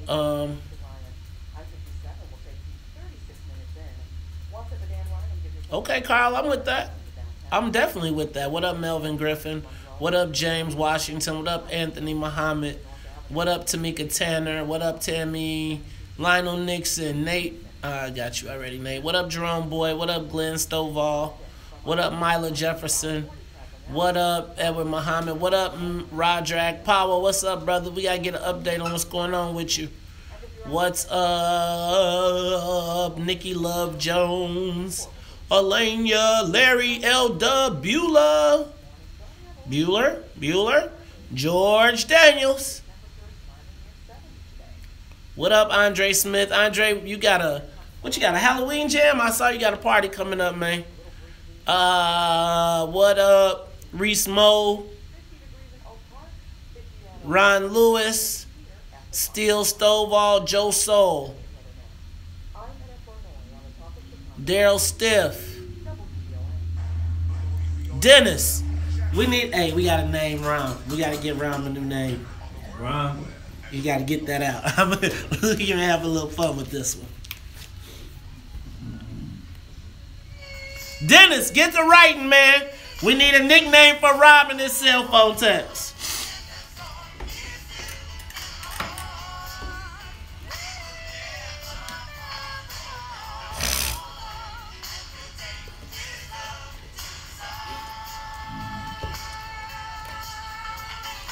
You are tuned in to the Talk of Chicago, 1690 AM. I'm your host, Maze Jackson. Got my main man, Charles Thomas, in the building. And Charles, you are a clairvoyant. You keep telling me it's never going to stop. The taxes? The taxes. Oh, it can stop. Like the pop tax stopped cold. People said no more. They said, okay, go ahead and cut the healthcare system in the sheriff's office and the price. Go ahead and do it because you don't have the money to run it. Okay? That's what you do at home, right? If you don't have the money, you can't buy it. But they think they can continue to expand the government, and they can't afford it. Illinois is broke. I mean, we just got to come to grips with that. We broke. We don't have the money. So Charles, do you think that there's anything? See, man, I think, there's no big coalition. There's no hundreds of millions of dollars gonna be spent. Michael Bloomberg and Coca-Cola and can the tax and the Republicans, they don't really care about this issue, this cell phone issue. Who doesn't? I don't think they really care about the tax because that's not gonna affect them. So I'm wondering, Charles, is there anything that we can do as citizens? Do you think we could take this cell phone tax on? I don't know how you do it because you gotta have your cell phone, and it's not something that you can make. You got to have your phone. You got to have it. I mean, well, can we? They got us over a barrel. I think you can get rid of the alderman and the mayor who support all this stuff, these taxes. I mean, that's the only thing recourse you ever have. I mean, with the pop tax, at least we can say, I ain't buying the pop. We can do that. Oh, right. But we so they got us with a trap because they got us trapped with our cell phone. Because I'll tell you, if I leave my cell phone, I'm going from wherever I'm at. I'm going back to get it. So I know how important that cell phone is. But Charles, is there a way? First of all, I don't know if WVON listeners care about paying a cell phone tax. But if they did care about paying a cell phone tax, do you think this is an issue we could raise the awareness on? We can pay attention to who votes for it. We can, right here on this program, when they have a vote on a cell phone tax, we can list the names, and I'll spend a couple of minutes to do it, of all the aldermen who voted for it, just so people would know who voted for it, who voted against it. That's what I want to do, and that's all we can do at this point. People put that in the file, and when it comes to 2019, you got to vote for an alderman. If you didn't like the way he or she voted, then you can express yourself. I was thinking, man, you know what? I know people that, y'all think we could get our listeners to help us, like maybe either name the cell phone tax or name, rhyme or something? You know, that I feel like that Queen Sugar thing really kind of helped. And our listeners came up with that and put something together. What kind of campaign could we put together to stop this cell phone tax? Dennis Evans, I know your brain is cooking right now. But can we come up with something that allows us to express our outrage? Or do we even, maybe, Charles, am I overreacting? No. Maybe I'm overreacting. No, I mean, it's only $1.50 more per phone line. These people will not stop. These people who are in charge are some of the most uncreative people you'll ever meet. I think that's pretty All creative. they want to do, what? Hiding the phone bill? Hey, man, Well, you got to admit, if I give it on your phone bill, you is like, I paid. They don't have any ideas. They don't have any new ideas about anything except to charge you more. That's what they do. They cut the prices on amusement tax. And they raise it on another. They for smaller groups they want to reduce it, but for the larger ones they want to almost double it.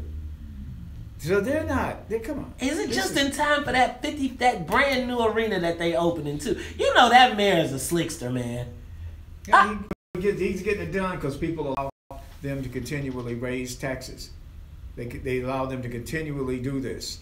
And Charles, is so we can have a better future. So we don't have a lot of plastic bags laying around. We're gonna charge you 7 cents every time you get a bag. Let me ask a question. Store.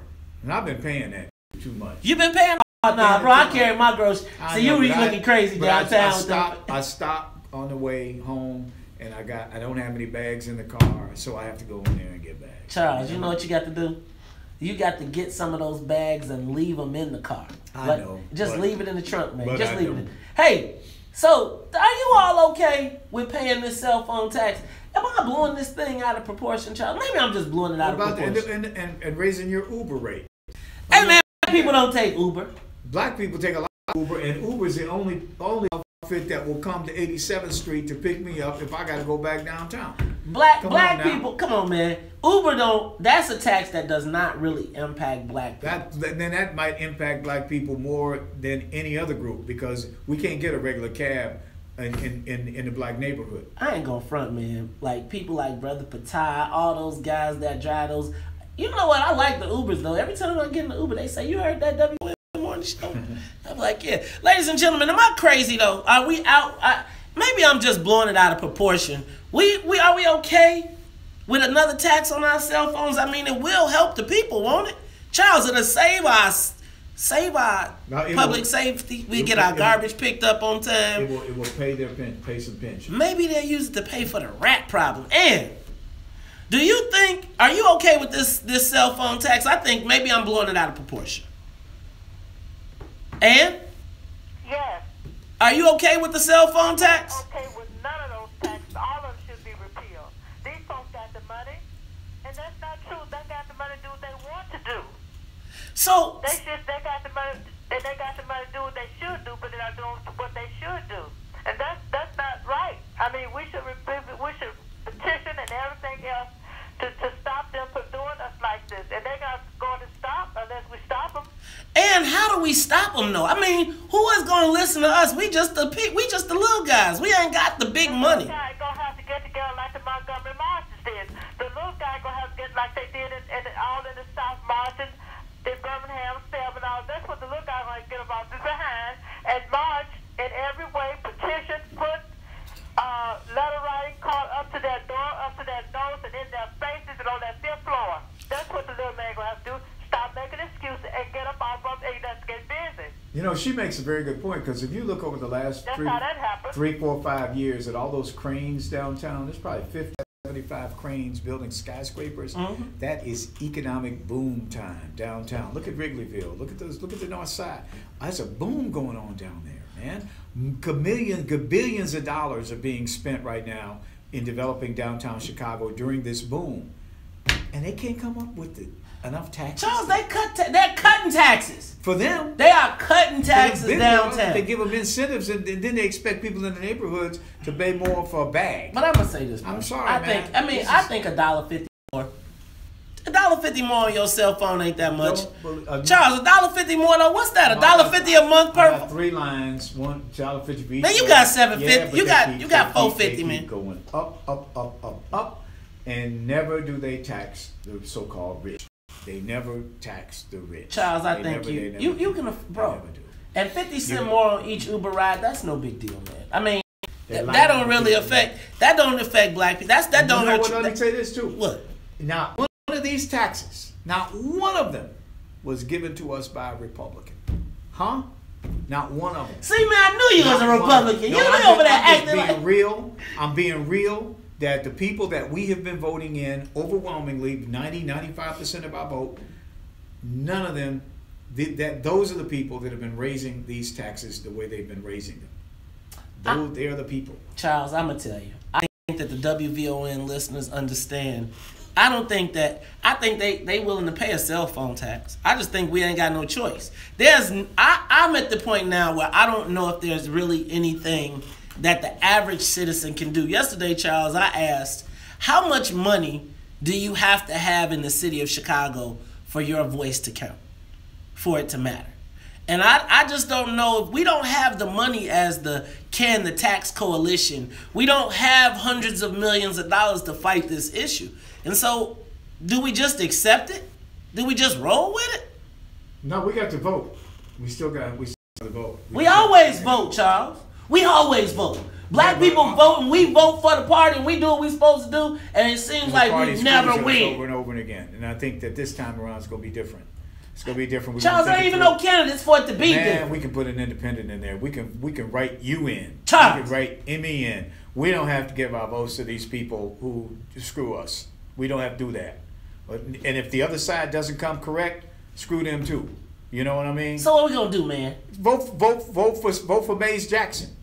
I mean, write him in. I mean, I'm serious, man. We cannot allow ourselves to be taken, because we're not getting anything out of it anyway. We're not getting anything out of voting, but pulling the Democratic lever anyway. We ain't getting anything for it. So what's the diff? Let's vote for somebody we want. Vote for Mays Jackson. Oh Lord. Vote for T.O. Vote for somebody black. Charles, serious. You know, man. I just think, you know what? Some days people say, Faisal Khan was on yesterday. He said, Mays, we got to break you up. Charles, I don't know if we can really fight the mayor. I mean, he is the mayor of Chicago. I mean, man, he got every big corporation coming here. If he want to tax us, man, what can we do? We couldn't. Man, President Obama. Oh well, maybe that's what they're doing. They're using their little legislative body to increase the taxes. They aren't asking the people what they want. If they asked the people if they wanted $1.50 more for each cell phone, people would say, "Would you?" What does the bishop say? Right. Hell to the no. No. But these politicians, these aldermen, they're going to vote for it anyway, instead of finding some other way to deal with it. Did you notice that Gilbert Villegas?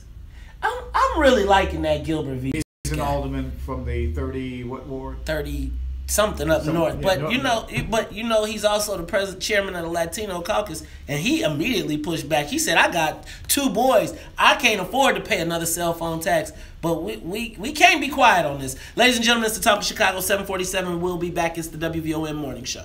More of the Morning Show with Mays Jackson coming Ciao. up on the Talk of Chicago 1690. At some point, you got to cut the. Even if there's in 2018 a huge protest vote, they say people will say that you're cutting. The politicians will say, "Oh, you're cutting off your nose to spite your face." My face is spited. My nose is gone. You know what I'm saying? Ask somebody in the south suburbs that's underwater right now. Ask them. Right?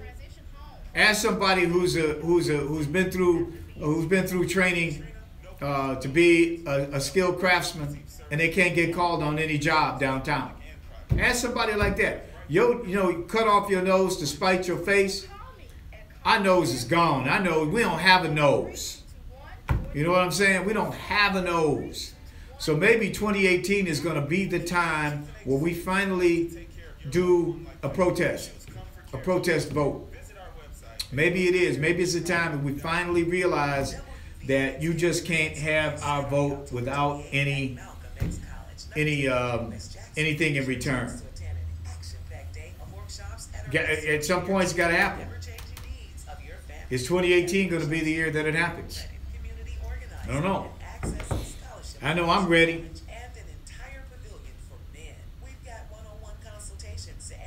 Yep. We got to deal with that, man. We got to do something radical. Got to tell them you just cannot have our vote. A freebie. You can't do it. Mr. Telephone Mayor.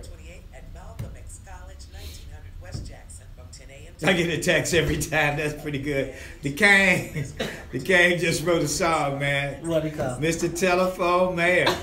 There's something wrong with my line. When I dial my baby's number, I get a text every time. Mr. Telephone Man. That's the new edition, right? Did they sing that? I don't know. I love it, King. Man, I gotta tell you, boy. Gotta get a copyright. Get a copyright. But I just wanted to share some information with you guys that a lot of people are not aware. And I hope I'm helping some. But I'm telling you that when addiction... That's a great one. Do you know the words to Mr. Telephone Man? Is that the new edition? Yeah. Mr. Telephone I've heard Man. the song. I don't know the words. Oh, you don't know the words? I heard the song, though. He paraphrased it. It's pretty good. Let me do it for you, right? Y'all got it, gang. You know I know the new edition. Mr. Telephone Man, is something wrong with my line? When I dial my baby's number, I get a text every time. Mr. Telephone Man, is something wrong with my line? When I dial my baby's number, I get a text every time. When I dial 611 operator service, she said, hello, may I help you, please? Mayor tax a lot. Mayor tax a lot. She told me something must be wrong with my phone, 'cause my baby wouldn't hang up on me. Mr. Telephone Man, is something wrong with my... Telephone Mayor. Mr. Telephone Mayor, there's something wrong with my line. When I dial my baby's number, I get a text every time. Mr. Must be a bad connection. I give her love and affection. Oh, I just can't be taxed no more.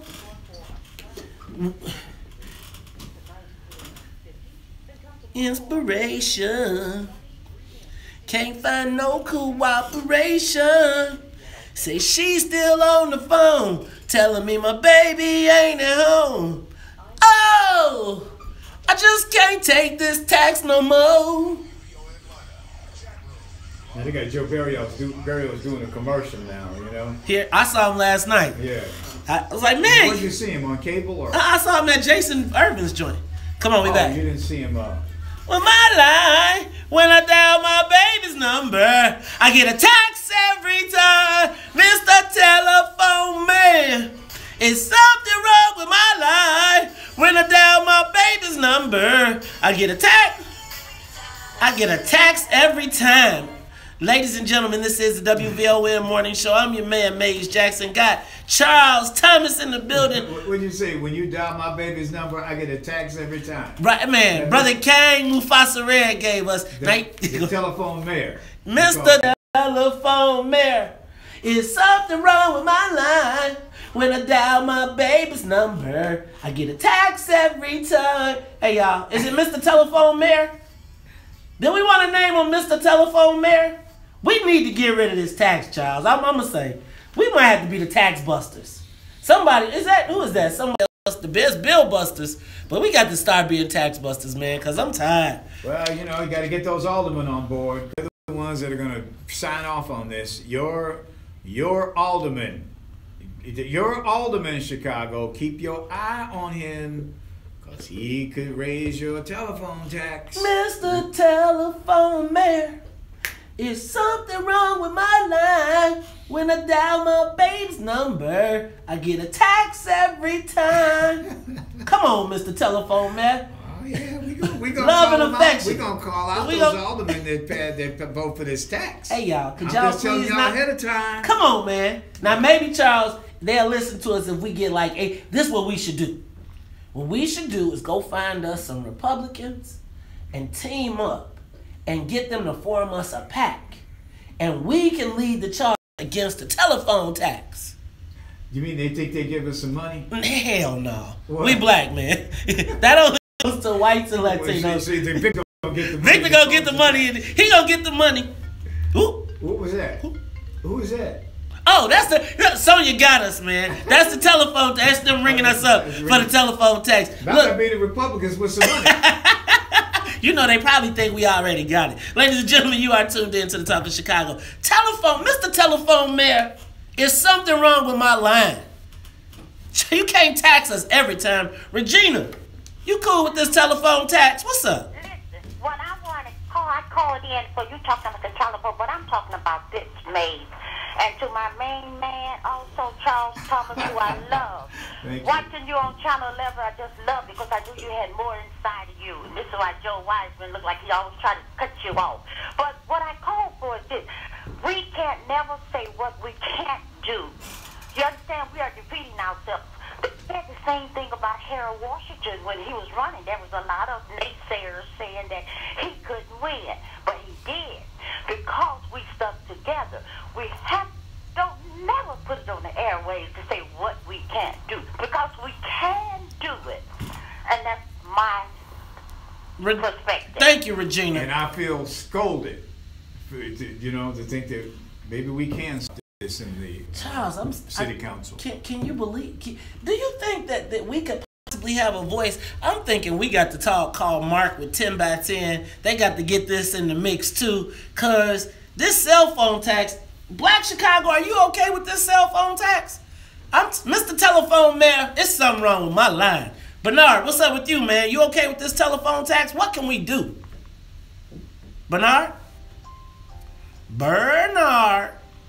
Going. All right, let's go to Patrick. Patrick, you're on the Talk of Chicago. You okay with the telephone mayor giving us this tax? Yeah, without a doubt. You want the tax? Hey, man, somebody got to pay it, man. And the Democrats, they've been paying under their bills, so it's got to be on the people. Oh, so Patrick, you must be, you sound like if you were answering a Negrotific poll, you might be for Governor Rauner. Am I getting that right? Hey, man, you got to do what you got to do, man. The money's not there, so where's it supposed to come from? Man, I don't know, man. Charles, look like you over here converting people stuff. I'm converting people. I'm just telling you the truth. Man. You can't blame any Republican for what is going on in Chicago and Cook County for black people. You can't do it. Sonia, what is that you doing back there? Everybody's a Democrat. I mean, I'm not saying that I got to be a Republican. I'm just pointing out the reality. If you don't think things are working here, because of the people that are in charge. Trump did it, man. Yeah, see, that's what Donald Trump did it, and that really troubles me about some of these Democratic gubernatorial campaigns. They try to bring Trump into this. Trump didn't do this. Trump did do this. Trump did everything. Trump didn't do this. Child, you tripping, man. See, man, you are not towing the party line. Oh, no, man. You can't try to blame Trump for this. Trump didn't do this. Hey, man, Trump in America. And it's because of Trump, who's been in office for 8 months. We had the highest unemployment rate in America 2 years, 3 years, 5 years ago, right? And we still got it. They was planning for Donald Trump, man. And Trump was coming, so Trump was coming, so the people said we gonna hold out on the black people getting work until Donald Trump gets here.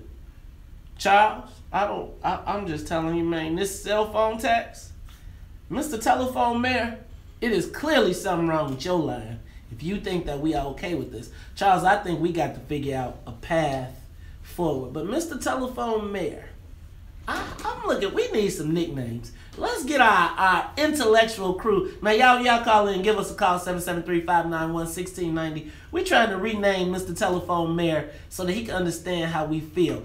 Errol, you're on the Talk of Chicago. You okay with this telephone tax? Hello? Ariel, you okay with the telephone tax? No, not at all. And I personally think that in order for us to show up revenue, we can go ahead and legalize and tax marijuana. Woo! Coming out of anybody else's pocket. Oh, I bet you that. It can come out of some pockets. Hey, man, I'm telling you. That is a tax I think people be willing to pay, Charles. Probably. But you know what the problem I have with it, though? What? is that every time they give us a so-called sin tax, it never goes to the pension. It goes to the pensions. It doesn't go to the school kids. I have a real problem with that. We heard that on the lottery, and our school's still underfunded. Ladies and gentlemen, you are tuned in to the Talk of Chicago 1690. When we come back, Chicago has a rat problem, and it ain't snitches. We'll be talking about that at 7:59 on the Talk of Chicago. The Talk of Chicago and the voice of the nation. Okay, y'all. 1690 WVON, Berwyn, Chicago. 50 and chilly for Charles. Tuesday, but You got it. Oh yeah, think about it. They tax weed. I had an experience just in the last couple of weeks. I was in Las Vegas and I went into my first weed dispensary. No, I wanted to see what it was. I mean, I'm a reporter, right? You was reporting? I did, seriously. I went out there and I was at a wedding and I went to the weed dispensary and they have them all over. And they sell it's almost like a bakery or a candy store. Like, you can get the weed, but they also will have like some pipes and things like that in there. It was a very clean deal that, they had, but that's Vegas. I just know around here, politicians, the way they are in Chicago, man, if you legalize weed in Chicago, what do they say? What's the saying in Chicago? I can smell the meat of cooking. Man, these politicians would line up to steal on the marijuana, to legalize marijuana. Man, their buddies would get all the stores. They would probably cut black people out of the marijuana They did it with the industry. medical piece. And they'll cut them out, cut us out, and then they'll be selling weed. Black folks will be buying a lot of weed, be getting high, and forgetting about everything else, man. I don't know. I don't know. And they will continue to grow the government because they got some money from weed. That's how they do it here. Now in Nevada, they probably don't do it that way. They probably have other things to do with the money. But here they'll continue to grow the government and get bigger and bigger and bigger. So, and when they run out of the weed money, then they'll go tax us for something else. I just don't trust them. There's got to be a new philosophy about government around here. McCain is leaving little doubt he was referring to President Trump's foreign policy during his Liberty Medal acceptance speech.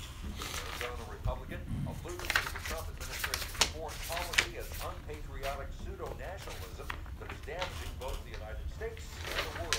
Right now, Dow futures are up. S&P futures down. Man, Solutions to keep your tech and data safe and protected.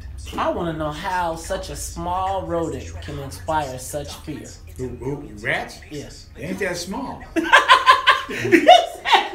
That's small. Rat be that. Without the tail, a rat be that big. Without the tail. Throw the tail on, man, he's that big. Rat, man, is that, man, I don't like rats. Snakes, I don't like. Snakes and rats to me are on the same plane. Oh, I can do a snake better than I can't do no snake, man. I can do a snake better than I can do a rat. Oh, no. Did you ever see First Blood? Did you see the movie First Blood, Rambo? The first Rambo? Well, he was in. When he jumped in that pool and it was all them rats and mice in there? Nah, man, I couldn't do that. I remember that, what was it, the Deer Hunter. They did that. Did you, on Game of Thrones? On Game of Thrones, they had a torture thing where they put a rat in a bucket. I know. And tied it around you. That's an old torture. And then start the fire. They put a fire on top, so the rat tries to get away, and he starts gnawing your stomach and eats through your body. Yes. I've seen that. Oh, you saw that? I've seen movies that depict that, and apparently it's something real that they used to do to people. You know, like when they say, I'm going to get medieval on you. Right. That's what they do. They like do that kind of stuff. Drawn and quartered? Yeah. Like when they tie you to a horse, forces. But that'd be better than the rat torture. Yeah, hey, man. Oh, I'm going to do that rat, man. All they got to do is bring it out. I would be like, okay, what you want to know? What do you want to know? Hey, you know what? When I was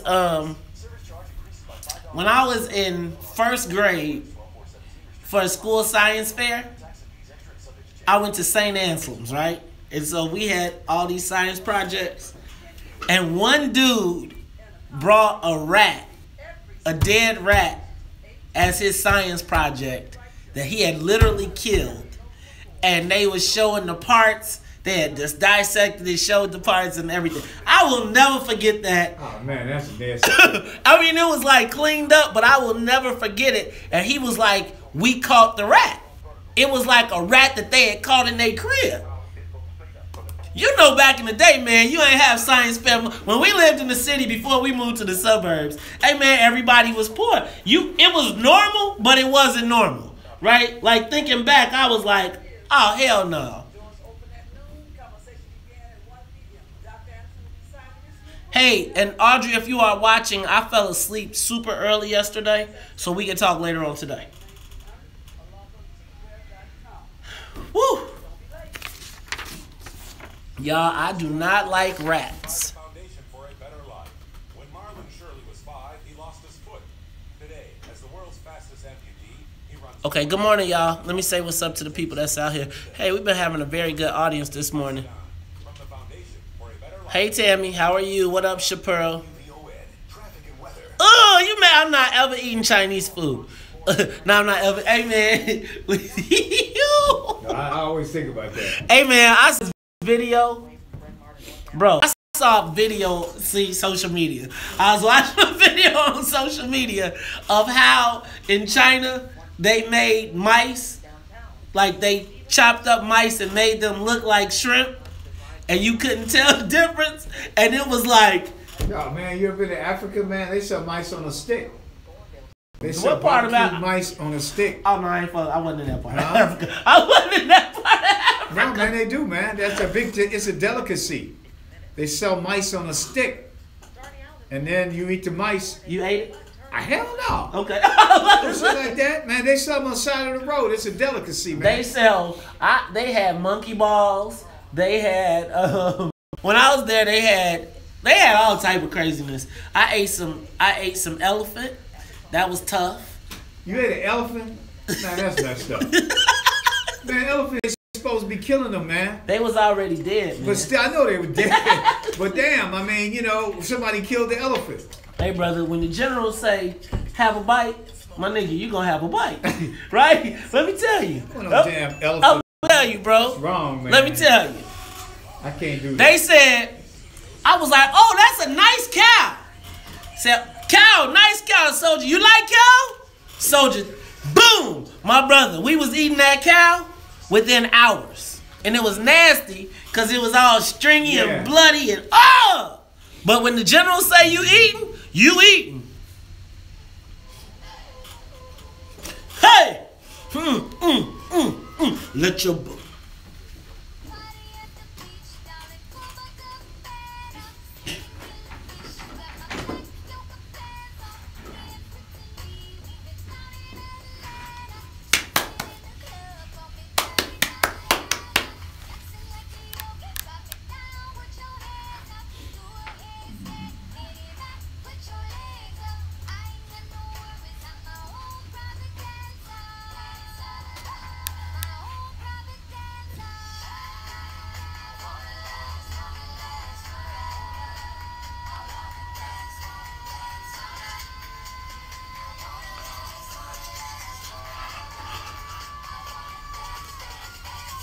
Boom, baby, bend over.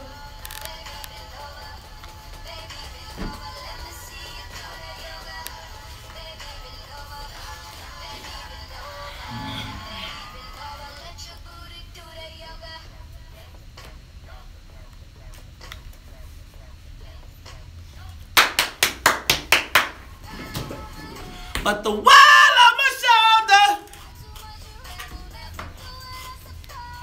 bend and never break it, baby. Latching, I'ma show ya. You are tuned in to the Talk Chicago 1690 AM.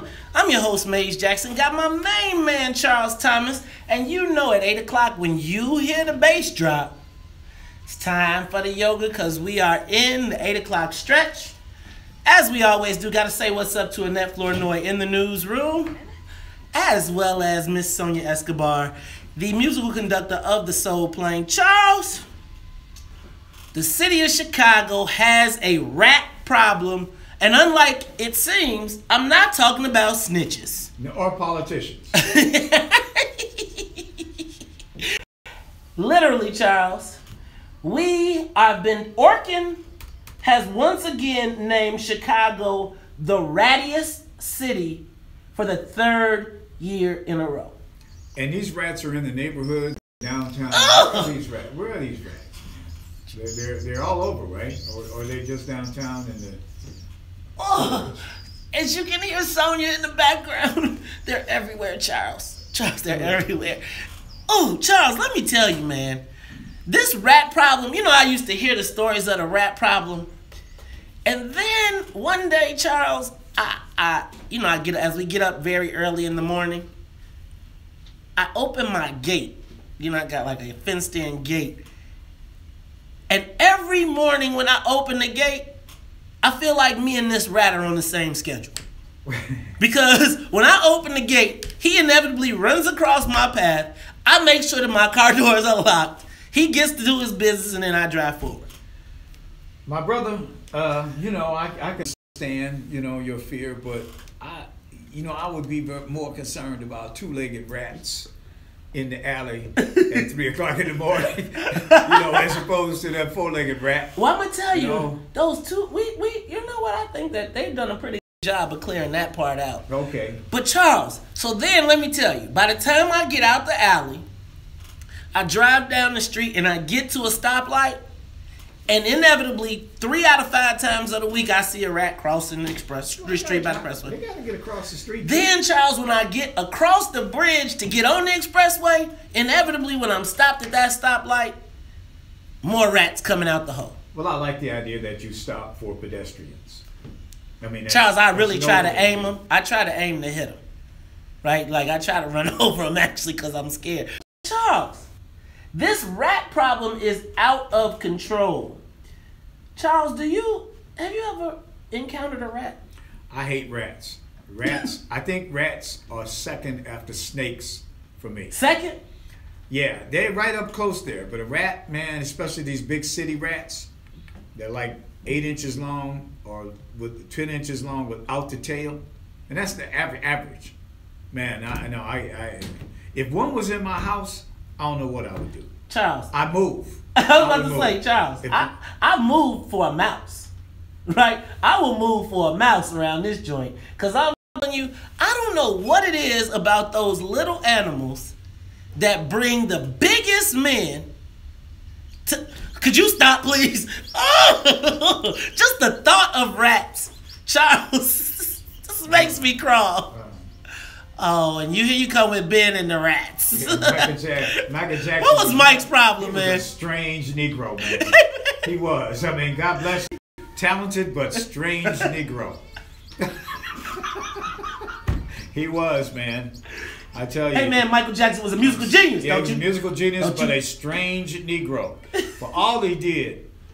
I just think that he wrote this beautiful song for a mouse, dog. It was a rat, wasn't it? A rat, Ben. Yeah. So, Charles, what extremes would you go to rid yourself of a rat? Give me a pistol. I'm serious, man. In the house? Fire a pistol in the house. Oh, yeah, to kill a rat. You would fire a pistol in the house to kill a rat? I say, baby, go in the bathroom, lock the door, I'm going to kill this rat. I'll give him my Roscoe. You know what a Roscoe is? Yeah, man. Okay, Roscoe P. Coltrane. That's right. Give him my Roscoe. I got business. I got work to do. A rat? Oh, hell to the yes. I would have, man, a rat in my house? What do you think is the most extreme? You got to get him, but Charles, don't you think you worried about killing someone? Killing the rat? I'm worried. I'm concerned about killing a rat. Has anybody? I want any WVON. And I'm suggesting. If you have a rat, does it mean dirty, or does it mean Does that have a connotation? If he's in your house, you will be dirty because he's carrying all kinds of stuff. Because he does nasty stuff.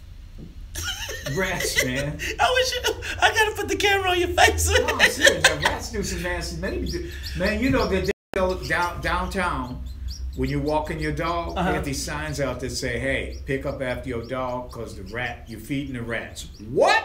You feed rats with dog do? Thank you. That's what they tell you downtown. Every sign says that. Pick up your dog after your dog, cause the rats are gonna eat it.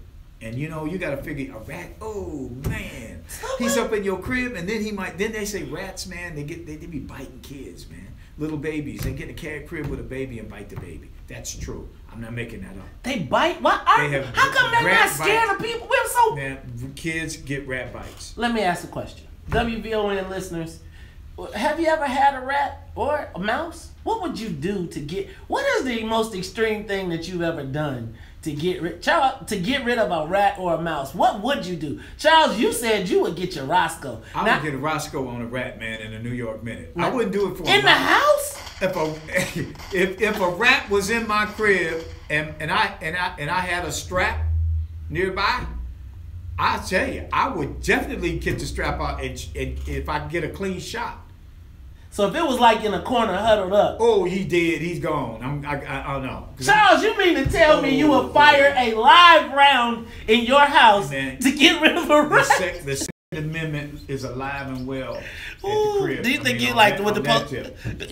what do you think the police would say? Huh? The police. Hey, I bet you the police would say, "Hey, you got a FOID card? Is this illegal?" Yes, sir. Yes, sir. Okay, then, and they'd have to leave. I'm gonna tell you, and if your wife, fellas, have you ever been in the vicinity when your wife saw a rat or a mouse and it's been in the house? You know, if you don't bring that sucker home's head on a platter, ain't nobody sleeping until you do. Ladies and gentlemen, I don't know. Let's go to Kent. Kent, you're on the Talk of Chicago, 1690. Yes. Hello? What's up with these rats, man? I'm gonna say this, man. What's really troubling to me is that I understand that the city has a budget. I understand that. But when it comes down to hygiene and disease, that's a no-brainer. We need to make sure that we bake these alleys. I'm going to tell you what happened. The city used to bake the alleys. My father had 18 restaurants before he retired. My family, I had 3 restaurants before I retired. And right now, my family owns 2 big restaurants in the city. I'm not going to say what it is. 2 big restaurants in the city. They're not baiting the alleys. Wait, you got rats at them restaurants? Well, I mean, you know what we do? We bait it ourselves. But have you seen some rats? Around our establishment, we bait it ourselves. The alleys inside, because if the health department come in and you have rats, you know what I'm saying? You can't put the finger at them. You know, it's so much bureaucracy. It's crazy. The thing about it is that, but no one wants to point the finger at the city because they're afraid of the repercussions behind it. But I'm going to tell you right now, anonymously, I'm going to tell you right now, they're not baiting the alleys. We used to have a big baiting program. It's not in place anymore because they're trying to save money. Man. If they baited the alleys, and baited like they should, we wouldn't have the vermin. We're going to have vermin issues anyway. But it is out of control. You know what? I count that to? I know y'all going to get mad at me, but I count that to Mayor Daley. Right? Mayor Daley would spend our money up, but I'm going to tell you what he wasn't going to have. No rats, and he was going to make sure you had some clean streets. And some flowers. And some flowers and some wrought iron gates. Now, he'll spend his whole life away, but I think it's those quality of life issues. Ladies and gentlemen, it's 8:17 on the Talk of Chicago. Chicago, the rattiest city. What would you do to get rid of a rat or a mouse in your house? I said I would move. Ladies and gentlemen, it's the Talk of Chicago. Charles said he'd get the Roscoe. P. Coltrane, 8:18. We'll be back. More of the morning show. Charles said he is going to shoot. Shoot a rat, man. What? I shoot a rat, but not the 4-leg. See, now I would shoot the 2-legged rat, right? What you gonna do? How you gonna catch him? What do you do with a rat? You shoot that motherfucker. Like, that's what you do. If somebody has a rat in their house, though, like an identified rat, what do you do? Like, do you stay in the house? Like, some people have to. Some people don't have any choice. That's terrible, man. Some people don't have any choice. I am saying get a cat. That might be a good answer. I'm allergic to cats. But dang. These rats will kick a cat's ass. I'm saying a rat will kick a cat's ass, man. A domestic cat. Now, if you had a wild feral cat that was big and was used to hunting and killing, yeah. But a house cat, shit. You think a rat will fuck up a house cat? A rat will fuck a house cat up. They would fight? Hell to the yes. Man, you ain't care about no house cat, man. House cat, domesticated animal, man. A small dog, an alley cat, now an alley cat, you know, a wild cat, feral cat, they would kick a rat's ass. But a house cat. What about a cat you let out every night? He probably get his ass kicked too. You think so? Yeah.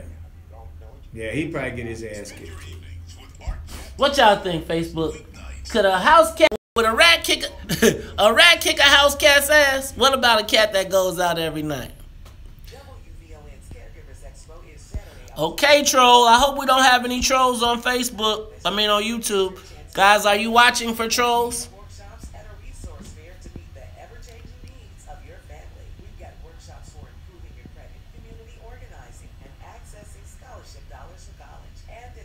Rats can squeeze through a hole the size of a quarter. Mice can fit through a hole the size of a dime, said John Kane. Dang, man. A rat can fit through a size of a quarter? A hole the size of a quarter? Really? That's bigger than a quarter, brother. Yeah, this is a quarter right there. If a rat, well, they don't have. Do they have bones? I don't think they have a vertebrae. Yes, they do. Rats, they don't have vertebrae. Or if they do, they have one of those. What kind of skeleton? Not an exoskeleton. Not a What is it that they have? They have one of those. They don't have bones. I think they have cartilage instead of bones. Hey man, I'm a protector, but that's why I got Orkin, baby. I will spend all the money in the world to get it out, but I am not messing with no rat. Now I will shoot a mug with a BB gun. Let me tell you, I used to, cause we got raccoons now, man. That's rolling around here. You got coons? We got real coons. We got real coons rolling around here that's trying to take they're taking the rat space, bro. Like real talk. Can a coon kick a rat's ass? Ooh, can a rat? Chicago raccoons can kick ass, bro. I done seen raccoons that be coming out like this, bro.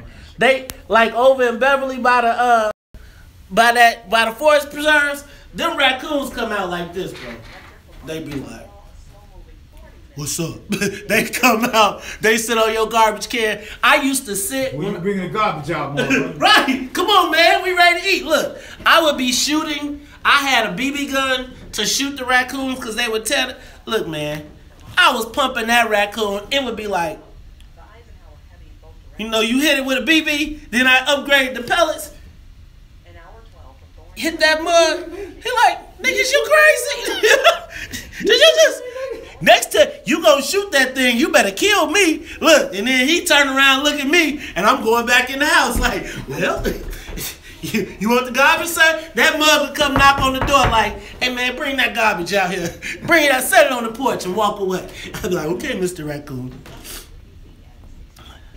She said, look, Karen said she don't like no weak men. Hey, I got a pistol. I just ain't going to shoot it in the house. I tried that before. It didn't work out very well for me. Let me just say that. See, Charles...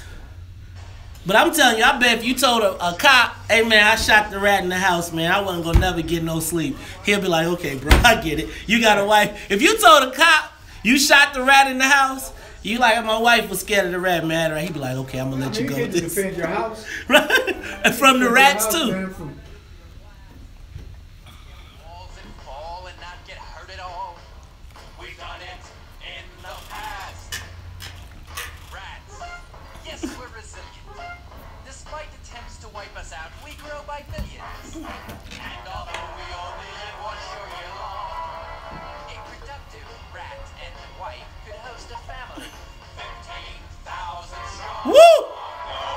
Ladies and gentlemen, you are tuned in to the Talk of Chicago, and we are talking about rats.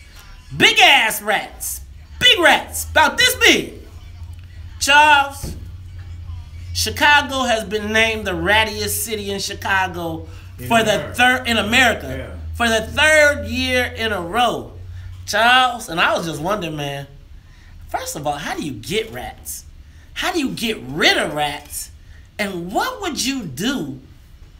How extreme would you go? Charles, you said you'll pull out the Roscoe P. Coltrane. You know, and this study, I don't know, you're reading it if you have it in front of you. Are these rats, where are these rats focused? Are they in the neighborhoods or are they downtown? Where are they? I think that you're seeing a lot of them being churned up with all of this construction, right, in the downtown area, in the near areas. But you're also seeing it because the baiting program, as we heard by the city, which used to be they used to have a whole division of rodent control, has been scaled back with budget. Because they're trying to pay pensions. See, man. Well, Charles. Charles. That's the pressure on the budget. Hey, man. That's the pressure on the budget. Well, let me tell you. Nobody likes to talk about that, though, do they? Nobody wants to say anything about it. But that's the pressure on the budget. That's you mean the rat control is because of the pensions? Well, a lot of things are because of the pensions that we don't get at all levels of government. You see them taxing us more, and they say it's for the, it's actually for the pensions. It is. I mean, let's be real. That's the big pressure on all the budgets, state, county, and city. So, Mr. Telephone Mayor is going to not give us rat control to pay the pensions. And he's got to pay them because the Constitution says you got to pay them. I'm not arguing with that. But that's the reality. Well, you better get these rats under control. They cut some deals many years ago that they can. Hold on, Lionel. Go ahead. They cut some deals many years ago that they can't fulfill. And they're trying to fulfill them is causing the budget to be hurt in all kinds of different places. That's not anything new. Well, they need to get rid of these big old rats. Lionel, well, what you know? Great. Talk to us about what's going on with these rats, man. Big ass rats. This is Rahm Emanuel's curse. Rahm Emanuel was behind the scenes of the demolition of the public housing across the city. When they demolished it, it set forward a curse. Rahm Emanuel pushing 54 new construction developments north of Sherman, with very few, in many instances, no black people working on it. Now, when I worked at the Chicago Housing Authority many years ago at Robert Taylor, I actually organized the largest massive extermination for rodents in the history of public housing in the United States. And what they did was they went under the buildings in the crawl spaces and used something called cyano gas, which is about the only way that you really can kill them. Unfortunately, cyano gas is prohibitive. So let Rahm Emanuel claim this one. Dang, you know what? Mayor Telephone Man is now he done set off a curse of rats. This dude, this brother here was killing rats with gas. Hey man, what was the residents? Sound like World War I. Man, they was putting all types of experiments on our people in them projects. Tony, you're on the Talk of Chicago 1690. What's up with these rats, man? Big ass rats. Thanks for taking my call, man. You're welcome. Hey, man, listen. Not only is Chicago the rattiest city in the United States, it's the filthiest city in the United States. Have you driven down the street and saw a person in front of you at the red light open a car door and take all their McDonald's and fit it right in the street? We got laws on the books that's supposed to fine people for doing things like this. And that's a shame that you walk down these streets and you got all this filth and trash everywhere, and no one's enforcing it. And not only that, the graffiti has gotten out of hand. Drive along the expressway, look at all that graffiti on the wall. And instead of them putting up cameras to catch these fools, they rather send out a crew, ain't nothing but 2 crews around the whole city to try to get this stuff off the wall. When in fact, as soon as they get it off, the person who tagged it gonna come right back and re-tag it. Thanks, Tony. I appreciate you. And Mike, last call. Hey, good morning. Good morning, Mike. Michael O'Connor. Look, I'm downtown. Look, the coyotes have invaded. So you have a lot of rats running and all that type of stuff. The best way to get rid of a rat inside a house is to have a cat inside of the house. That's my comment. Y'all have a good day. Hey, Mike, call me when you get offline and give me a call, too. Ladies and gentlemen, this is the Talk of Chicago. Lady called and said there's no rats in Chatham because the possums eat them. Hey, man, ain't the possum supposed to be playing dead? How's the possum a hunter? The possum eats the rat. Really? Hey man, isn't that cannibalism? Like, the possum is a marsupial, right? Hey man, it's like a different kind of animal. Charles, you obviously have not seen the Chicago possums, because the Chicago possums, they ain't no punk, bro. They don't, and they do not go to sleep. They don't play possum. Look, Charles, I saw a possum the other day sitting on the steps. I was like, boo! Hey man, you supposed to play sleep. The possum looked at me and growled back, showed me some teeth. I said, I'm gonna go in the front door. Now, down south, they used to cook them, catch them and cook them, man. Yeah. Well, you catch them, put them in a cage, feed them sweet potatoes and milk for like 2 weeks to clean them out, and then you eat it. You cook them up. Possums, man. You never had that before, Charles? Have you? No. Okay. See, have you had any coon? I remember. No, they cook used to do. Too, hey man, my grandparents used to come back from the south with coons in white paper and open them up and be like, "Oh, we having some coons." I'd be like, "Pass, pass, and more pass." I was like, "Can I get that tail for my Davy Crockett hat though?" Hey man, I used to eat chitlins. Hey man, back in the day, but now, bro, now that I know that chitlins, I like the. You didn't know that when you were eating them? Hey man, you know they don't tell kids that. If they told you that you was eating the shoot, would you? As a kid, you'd be like, ugh, that's nasty. That chitlins is clean, man. You got to clean them chitlins. Man, you sound like you be eating them pre-clean chitlins. You ain't been eating them pre-clean chitlins. There's no such thing as a pre-clean chitlin. You know that, though. When I had chitlins, I had to do a criminal background check on whoever was cooking. I said, make sure that it's right. You know what I mean? Like my mama, my daddy. I have renamed chitlins. I've changed the C in chitlins to S. And so I cannot eat them anymore. Ladies and gentlemen, this is the WVON Morning Show. I'm your host, Mace Jackson, Charles Thomas. When we come back, Charles's Choice. Plus, we'll talk to Greg Hines from Crane's Business Chicago. Crane's Chicago Business. Crane's Business Chicago. You got it, Charles. I don't know, man. I can't figure it out. One of them, but he tells us that Chicago is really one of the smartest cities in the country. Really? Well, what happened to them kids? You know what? We'll talk about it all when we come back. It's 8:31. Hey man, I don't eat chitlins no more. You eat chitlins? No chitlins for me. Man. Boy, you get some chitlins, man. Hey man, I used to think coleslaw and some spaghetti up next to them chitlins, man, with some good cornbread. Corn pone, man. When's the last time you had that, bro? Ooh, that was, man, 20, 25 years ago, I bet man. it don't taste the same. Huh? I bet it don't I couldn't taste eat it the same. today. I couldn't eat it today. But I remember eating chitlins back in the day, man. See, I grew up down the way. I used to think eating chitlins was... I used to eat chitlins for a fact until I realized... What you were eating? That it's chitlins. Give me Sam Cooke. Bring it on home to me. Bring it home. Just on a sidebar? Your poll? Okay. You reminded me of that the other day. Dang. In the Negrotific poll, only Rounder wins. Rounder won the Negrotific poll? Damn. But that's how many votes. Huh? We had to ask the votes. We didn't ask the votes. Yeah, I was asking the callers. Only one person. Possums eat fruits. Opossums are immune to all types of snake venom except that of a coral snake, insects, snails, slugs, eggs, mice, rats, fish, frogs, crayfish, and carrion. If for no other reason... about to make... She throwing down. Chappelle gonna throw down on some chitlins. Chappelle, you gonna make some chitlins? Man, I don't know. All right, bring them in. I'm gonna watch you eat them online. Oh, no. Yes, Amina said the smell of chitlins traumatized her. Now, you know the Mohammeds ain't playing. You know Mohammeds ain't playing. Ain't none of the Mohammeds playing with no chitlins. I haven't had any chitlins 20, 25 years, man. Man, chitlins, man. They used to have chitlins, man, with chitlins. Big old thing of hot sauce. Big old hot, got to have the hot sauce. And I used to like a little pickle relish with mine. See, that's that down south stuff. And then I have some coleslaw and some spaghetti on the plate and some cornbread. And we knew exactly, and right after that, we knew exactly how slaves ate. Gosh darn it. Yeah, man. That was a male fit for a slave. Man.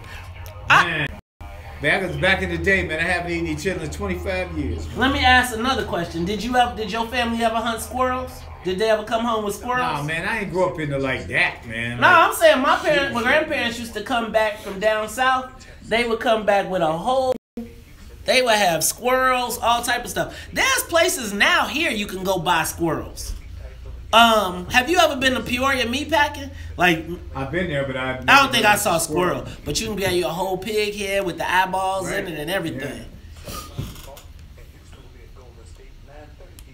All right, y'all. I am country. That's true, boy. I was country. I am definitely a Bama from Missouri. I am definitely, and I love it.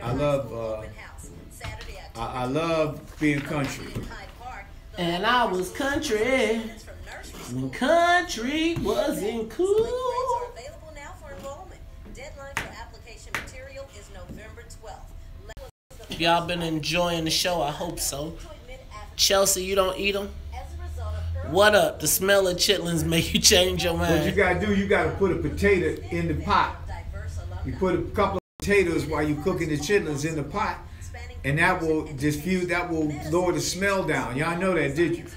You know, I know chitlins, put potatoes. Peel the potato. Peel it? Put it, peel it, put it in there whole, and then it'll absorb a lot of the smell off the chitlins. I use potatoes whenever when I've over salted something. Like if you ever over salt, I didn't know that. You throw a potato in there and it'll suck up the salt. Like if you ever overdo it. So like I've over seasoned stuff, and you realize it. Like say you over season a roast or you over season something like that you're boiling, because the potato has no taste, right? So and it's I don't want to call it a receiver, but whatever it is, it just like that's a great tip. I did not know that. I'll have to remember that, because if you're making a stew or something like that and it's too salty, just throw some raw potatoes in there to take it out. Take it out. Interesting. From I-80-94 to the Ryan, pretty much stop and go all the way from 130th in.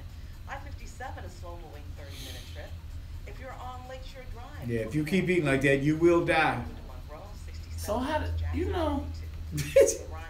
John, potatoes don't cover up the smell of open ass.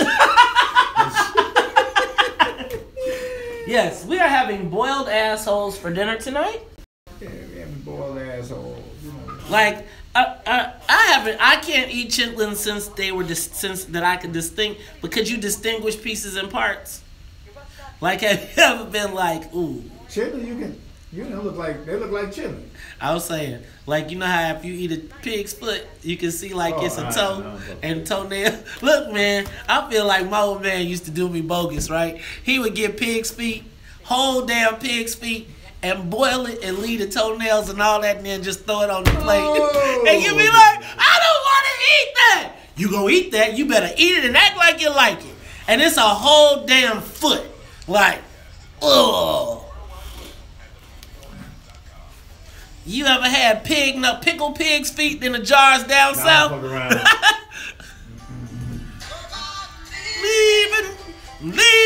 me behind.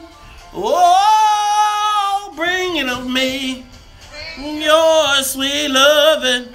Bring it on home to me. Yeah, yeah, yeah, yeah.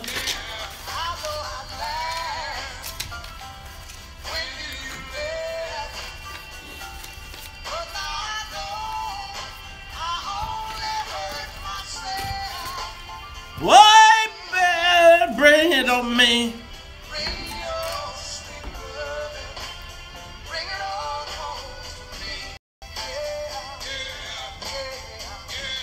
You are tuned in to the Talk of Chicago, 1690 AM, and every day at 8:30 like we always do. Charles' Choice. Charles, take it away. Sonia and I agree. Well, I agree. That this song sounds as good today as it did over 50 years ago. The legendary Sam Cooke, Chicago's very own. Bring it on home.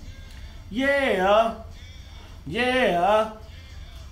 Speaking of Chicago, Charles, and we're going to go to Greg Hines very shortly. Chicago is now the best educated big city. But Charles, I was just reading in the paper. Did you know that Tyler Perry credits Chicago for the creation of Medea? What? How's he do that? Said it was here in Chicago at the Regal Theater while he was bringing Medea to life in the church plays that she took off and exploded. Really? And it is right here in Chicago where it was. It just made me think of that as we were playing Sam Cooke. How Chicago can create it is the epicenter of creating for black people, or has been. And has been for the past century. I just think, like, man, if we can create Medea. You go from Louis Armstrong to, I mean, Tyler Perry or Chance the Rapper. I mean, so much is happening here, right here in Chicago. So much, Charles. So much so. Now, I don't know if you, well, I'm going to assume you did, Charles, because you are so well read. Read the story in Crane's Business Chicago by Greg Hines that talks about Chicago now being the best educated big city. Charles, that seems counterintuitive to the narrative that we share all the time here when we hear about black kids going to underperforming schools. 1 in 4 black kids going to underperforming schools. So on the live line, we have here Mr. Greg Hines to break down the story. Greg, welcome to the WVON Morning Show. How are you today? I'm fine. How you doing, guys? Great. So, Greg, tell us about this story that you've written. How is Chicago now the best educated big city? Well, there's a demographer who studied this stuff named Ed Zadi, who took the latest batch of American Community Census Survey data that's a division of the Census Bureau. And he found, and it is indeed true, that of the top 5 largest American cities, the percentage of folks here who have college degrees is higher than any of the other top 5 cities, and that whereas we used to be kind of in the middle of the pack to a little bit low, we've steadily moved up. But as you reflected, there's different things going on at the same time. All this happens at the same time. There's been a huge flight, that's really the only word, of black people from the city. But within that trend itself, you're right, it sounds counterintuitive, but there's also more blacks here who have college education than ever before, and that too is doing pretty well compared to other large American cities. So it's like there's 2 cities. Half of it's doing really great, and half of it's getting the hell out of town.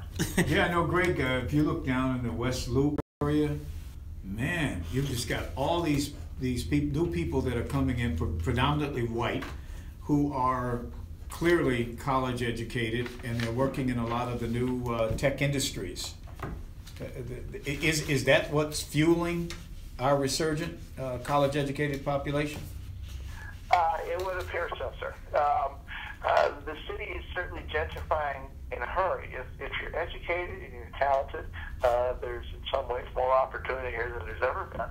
But if you don't have a college degree and you're not educated, it's an expensive place to live, and maybe ought to move. Both seem to be going on at the same time.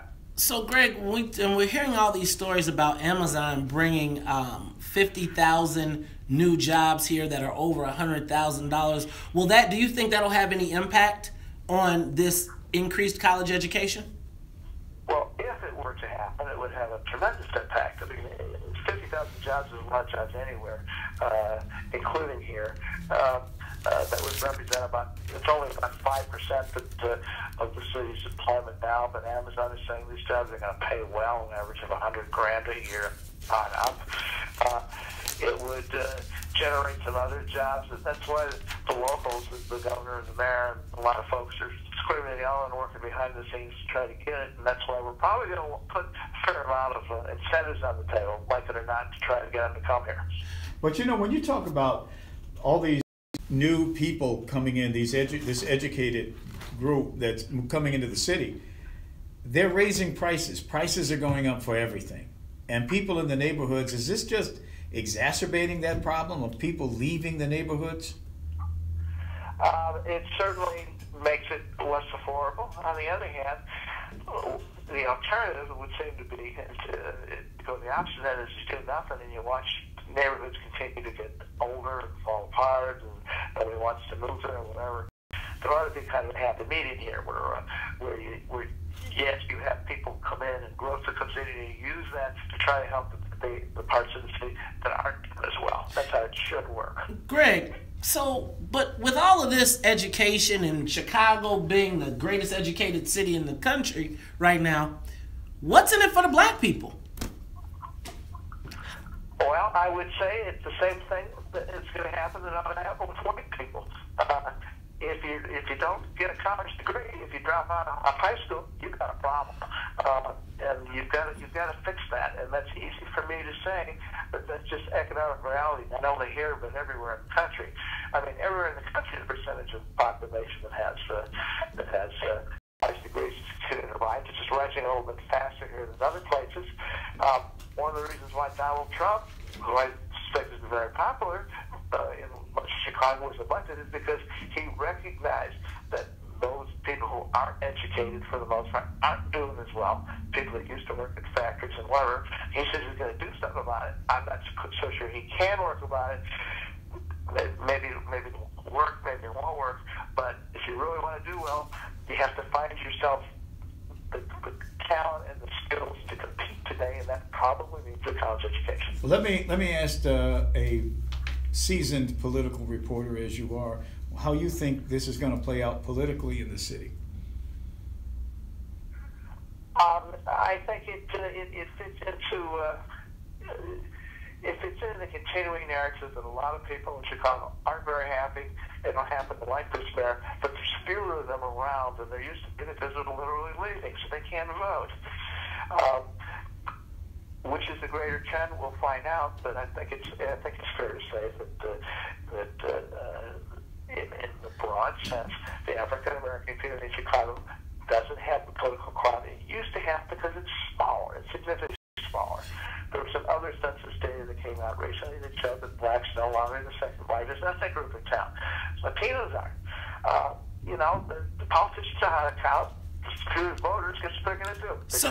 They're going to stick their hat, their finger in the wind, and go with where the numbers are. So, Greg, if the numbers are if the black population is shrinking, do you think that there is a shift or an emphasis with the city to place a priority on educating Latinos over blacks?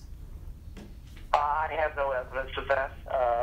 Chicago Public Schools is overwhelmingly black. They've certainly done a lot of stuff that's controversial, but most of the macro numbers show that dropout rates, graduation rates, things like that, performance on tests have all done significantly better in the last 2 years. But with 1 in 4 black kids going to an underperforming school, 1 in 22 Latinos going to an underperforming, and 1 in 100, doesn't it seem like there's going to be an equity problem for blacks to participate in this economic boom? I'm not familiar with the data you're referencing, but if that's the case, I hope somebody's doing something about it because they should. Ladies and gentlemen, we are talking to Greg Hines from Crane's Business Chicago. We are talking about the fact that Chicago has been named the best educated city, but it just seems counterintuitive to everything that we've talked about. More that best educated, most rats. Go figure. Ladies and gentlemen, you are listening to the Talk to Chicago. It is 8:46. We'll be back after traffic and weather. More of the morning show with Mace Jackson. Man, bro, so again, if we don't make it to college out of Chicago, and I'm guessing that the people that they talking about are transplants there. The most educated black people that they're talking about are transplants that are graduating. And you have to understand too that, one thing that we don't talk about a lot on this show is that white people have left the city in droves, probably in numbers that will compare to black people leaving. But they're being replaced. Huh? Go ahead. But they're being replaced by new white people. That are coming in. New black people are coming in, the college-educated types. But you look at Midway Airport, where Zaleski's ward is. Zaleski's ward used to be virtually all white. Now it's virtually all Mexican. You know what I'm saying? Right. Southwest Side, 23. Man. Burke's ward, Madigan's ward, all those wards used to be working class white people. They have left the city by the tens of hundreds of thousands, the same way blacks have. They've been replaced by Latinos, many of them undocumented, but they've been replaced by Latinos. And the voting percentage of those Latinos has not increased. So blacks still in this next election are going to have a formidable presence at the polling place that they necessarily do not have in the actual population. But 2019 could be a very, very interesting race for black people. It could be the last hurrah. It is the last stand. If we don't get it now, if you don't get it now, you ain't gonna get it. It's gone because you're gonna have to get it from the suburbs. You're not gonna be able to get it from the city. It's funny. I was talking to somebody about that last night about how we've invested so much in the city, like from infrastructure, from all of the resources that we're bringing to the city, and we're being out. So like even like say a state rep like a LG or a Marcus, as they're bringing resources back to the Chicago, that they're gonna build infrastructure, and then we're gonna be gone. Then we're gonna be out in the south suburbs somewhere with no infrastructure dollars because we all the capital bill money brought it into the city while we're getting put out. Thinking like maybe we need to stop thinking about these legislatives and start thinking about how do we take over some municipalities where we control. Well, you know, that's here we go again. Government consolidation should be a big issue for black folks. Should be a huge issue because right now that's why they're getting hung up in the south suburbs. All those jurisdictions divide people politically. And then you have these township governments that are soaking up money that should be used to lower the property taxes.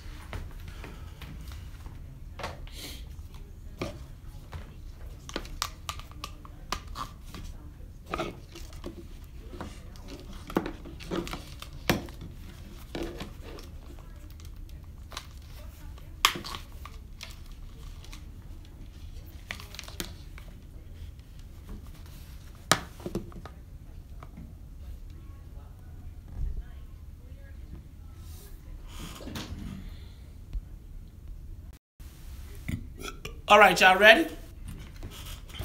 Let's tweet.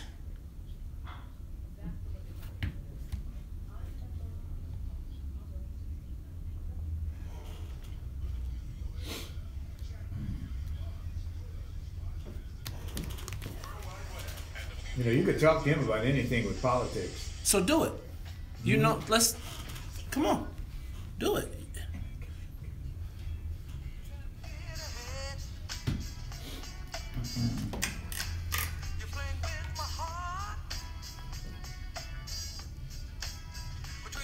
Ladies and gentlemen, you are tuned in to the Talk Chicago 1690 AM. I'm your host, Maze Jackson. Got my main man, Charles Thomas. And we are on the phone with Greg Hines, political reporter extraordinaire. Charles, now you said we could talk to Greg about anything political. We got him. Yeah, I mean, Greg, and you know, and I've told you this before, I really, really respect and love your work. Because you know, well, what do you think about this Democratic race for governor? Does Chris Kennedy have a shot? Without... Right now, there are probably there's one guy that's got a whole bunch of money, and that's a huge advantage, and that's Mr. Pritzker. And the people who don't like him are divided. There's a lot of them. One of them just dropped out the other day. Alderman Polar from the north side dropped out, but there are still at least two, maybe three pretty good candidates who are splitting the anti-Pritzker vote.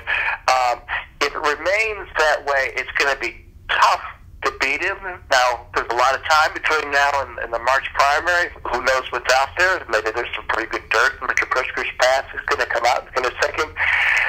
But either Kennedy needs to catch on, or Dan Buss, the state senator, needs to drop up or something. But right now, they seem to be splitting the vote, and that leaves it open for Mr. Pritzker with all that money to win with a minority of the vote, but more than everybody else. You know, it also seems that the big money donors don't want to go dollar against dollar with Mr. Pritzker, and I just don't see them moving any money toward a candidate like Chris Kennedy. Kennedy does indeed have a severe fundraising problem. Last quarter, he only raised $1 million, which is not much these days, and he only did that because he put in 250 of his own. And he did that even though Bill Daley, the former mayor's brother, and the Commerce Secretary, is head of his fundraising operation. The Kennedy campaign has had a problem so far. Part of the problem, frankly, is probably Mr. Kennedy, who's been kind of uneven out there in the campaign trail. It's not over yet, Mays, but it's headed in that direction unless something changes. Hey, I thought so. Hey, Greg, what about this Attorney General's race? It's gotten pretty interesting. What are your thoughts there? I think I need a scorecard to keep track of everybody who's running. There's 3 or 4 or 5 people so far. I hear rumors of at least that many more getting in. At least what's going on is at least Megan kind of surprised everybody when she decided to hang it up finally and caught everybody by surprise. Everybody's scrambling. And that's far too early to tell you what's going to happen there. It's going to be a good race, though. Hey, what about Mike Madigan now using social media to sort of get it to repair his image? I thought that was a fascinating story. I think Mike Madigan is remember Irv Costanet, the old columnist for the Sun Times? They used to say that Cup had secret sauce that kept him alive, kicking forever. Well, he passed on the recipe to Mike Madigan, I think. I mean, he's been speaker since I had hair, for crying out loud. And probably you guys were in college. He's whatever you think of Mike Madigan, he's good at what he does. He's a survivor. He knows how to adapt, and the social media thing is kind of a case in point. I mean, people kind of chuckle, but it's effective. But do you think that might be a sign that some of this anti-Madigan stuff that the governor's been funding for the past couple of years is actually beginning to show some wear on him? Maybe. I don't think, though, that the governor really expected to turn around a lot of votes up in this part of the state. But maybe in downstate area where things are more competitive, or out in the far suburbs where Republicans have more of a shot for legislative races, maybe there it'll work. It's too soon to tell for sure, but not up here. Greg, I know you're not a strategist, a political strategist, but have you all thought about what is the Democratic Party going to do to motivate black voters in the absence of a Barack Obama? That is a really, really good question that I don't have an answer to, and I'm not sure the party has the answer to yet. I thought the problem with Hillary Clinton's campaign, and the reason she lost to Trump, is she ran against Trump. She didn't offer out a positive vision, a reason to vote for her. Well, the party still kind of has that problem. There's lots of reasons not to like Trump. He's done all kinds of stuff that makes me scream and yell that I don't like. Environmental stuff, economic policy, his foreign policy is positively scary. But I think to some degree, black voters are looking for what white voters are looking for, what Latino voters are looking for, which a Democrat who can come and say, here's where I agree, here's where I disagree, here's why I'll do a better job, here's why you ought to vote for me. They haven't seen that yet. A long way from the next presidential race. But the congressional race, though, all the numbers show that Trump's lack of popularity and lack of accomplishments has hurt Republicans. They're in some trouble going into next year. We'll see if that turns out. I agree there's a motivation problem. It's not just with black voters, it's with all voters. Ladies and gentlemen, we have been talking to Crane's Chicago business writer, Greg Hines. Greg, we got to have you back on more regularly. Maybe get you in the studio so we can continue this conversation. Thanks for being with us. Anytime, folks. All right. Ladies and gentlemen, this is the Talk of Chicago 1690. Charles? We're just almost at the end of this. We're almost at the end already. You know what I'm thinking? We're gonna miss the telephone mayor. Can we get it? Can the WVON listening audience work with us by tomorrow and get us a name for Mr. Telephone Mayor? You think we Charles? I'm telling you, that Queen Sugar was effective, bro. Well, telephone mayor, I think, might come and go as they pass this telephone tax. We need something a little more durable. Okay. What can we rename? Let's give Mayor Emanuel a nickname. Let's spend the week figuring that out too. Charles, I'm gonna tell you, man. I got a little ego about myself, right? Oh, but really? I got a little bit of ego, but I'm gonna tell you, man. This thing that we do here, this show that we have, this back and forth, whether we agree or disagree, and I think even when we disagree, it's important. Because, again, the conversation that happens. And so, man, I'm going to say I'm glad you back, man. It's good to see you in the chat. Hey, man, you called in slick on us, though. You can't be calling in slick. No, man, it's all good. Look, ladies and gentlemen, this is the WVON Morning Show where we are waking you up. Charles, I am clear. If I have not been clearer in my life that what we are doing is impacting the city of Chicago. And I think, brother, that we got a mission. You know, I feel like the Blues Brothers. We on a mission from God. Yep. Get our black folks woke. Ladies and gentlemen, this is the WVON Morning Show. I'm your... yeah, we'll see. Ladies and gentlemen, for Annette Flournoy in the newsroom, for Miss Sonia Escobar, the musical conductor of the Soul Plane, for my main man, Charles Thomas, who is back from his day off slick. I'm your man, Mace Jackson. If you don't like it, you know, as always, you can still tell them. Mace said we out of here till tomorrow. Peace. The talk of Chicago and the voice of the nation. 1690 WVON, Berwyn, Chicago. All right, Charles. Out of here. Chilly and 52, but turning sunny and 70. Good morning. I'm Annette Flournoy, and these are a few of the stories we're tracking. Chicago now has 82 newly trained police officers on the street. Boy, you call in slick around here. And everybody thinks, I thought he was not going to make it. Like that man was damn near dead.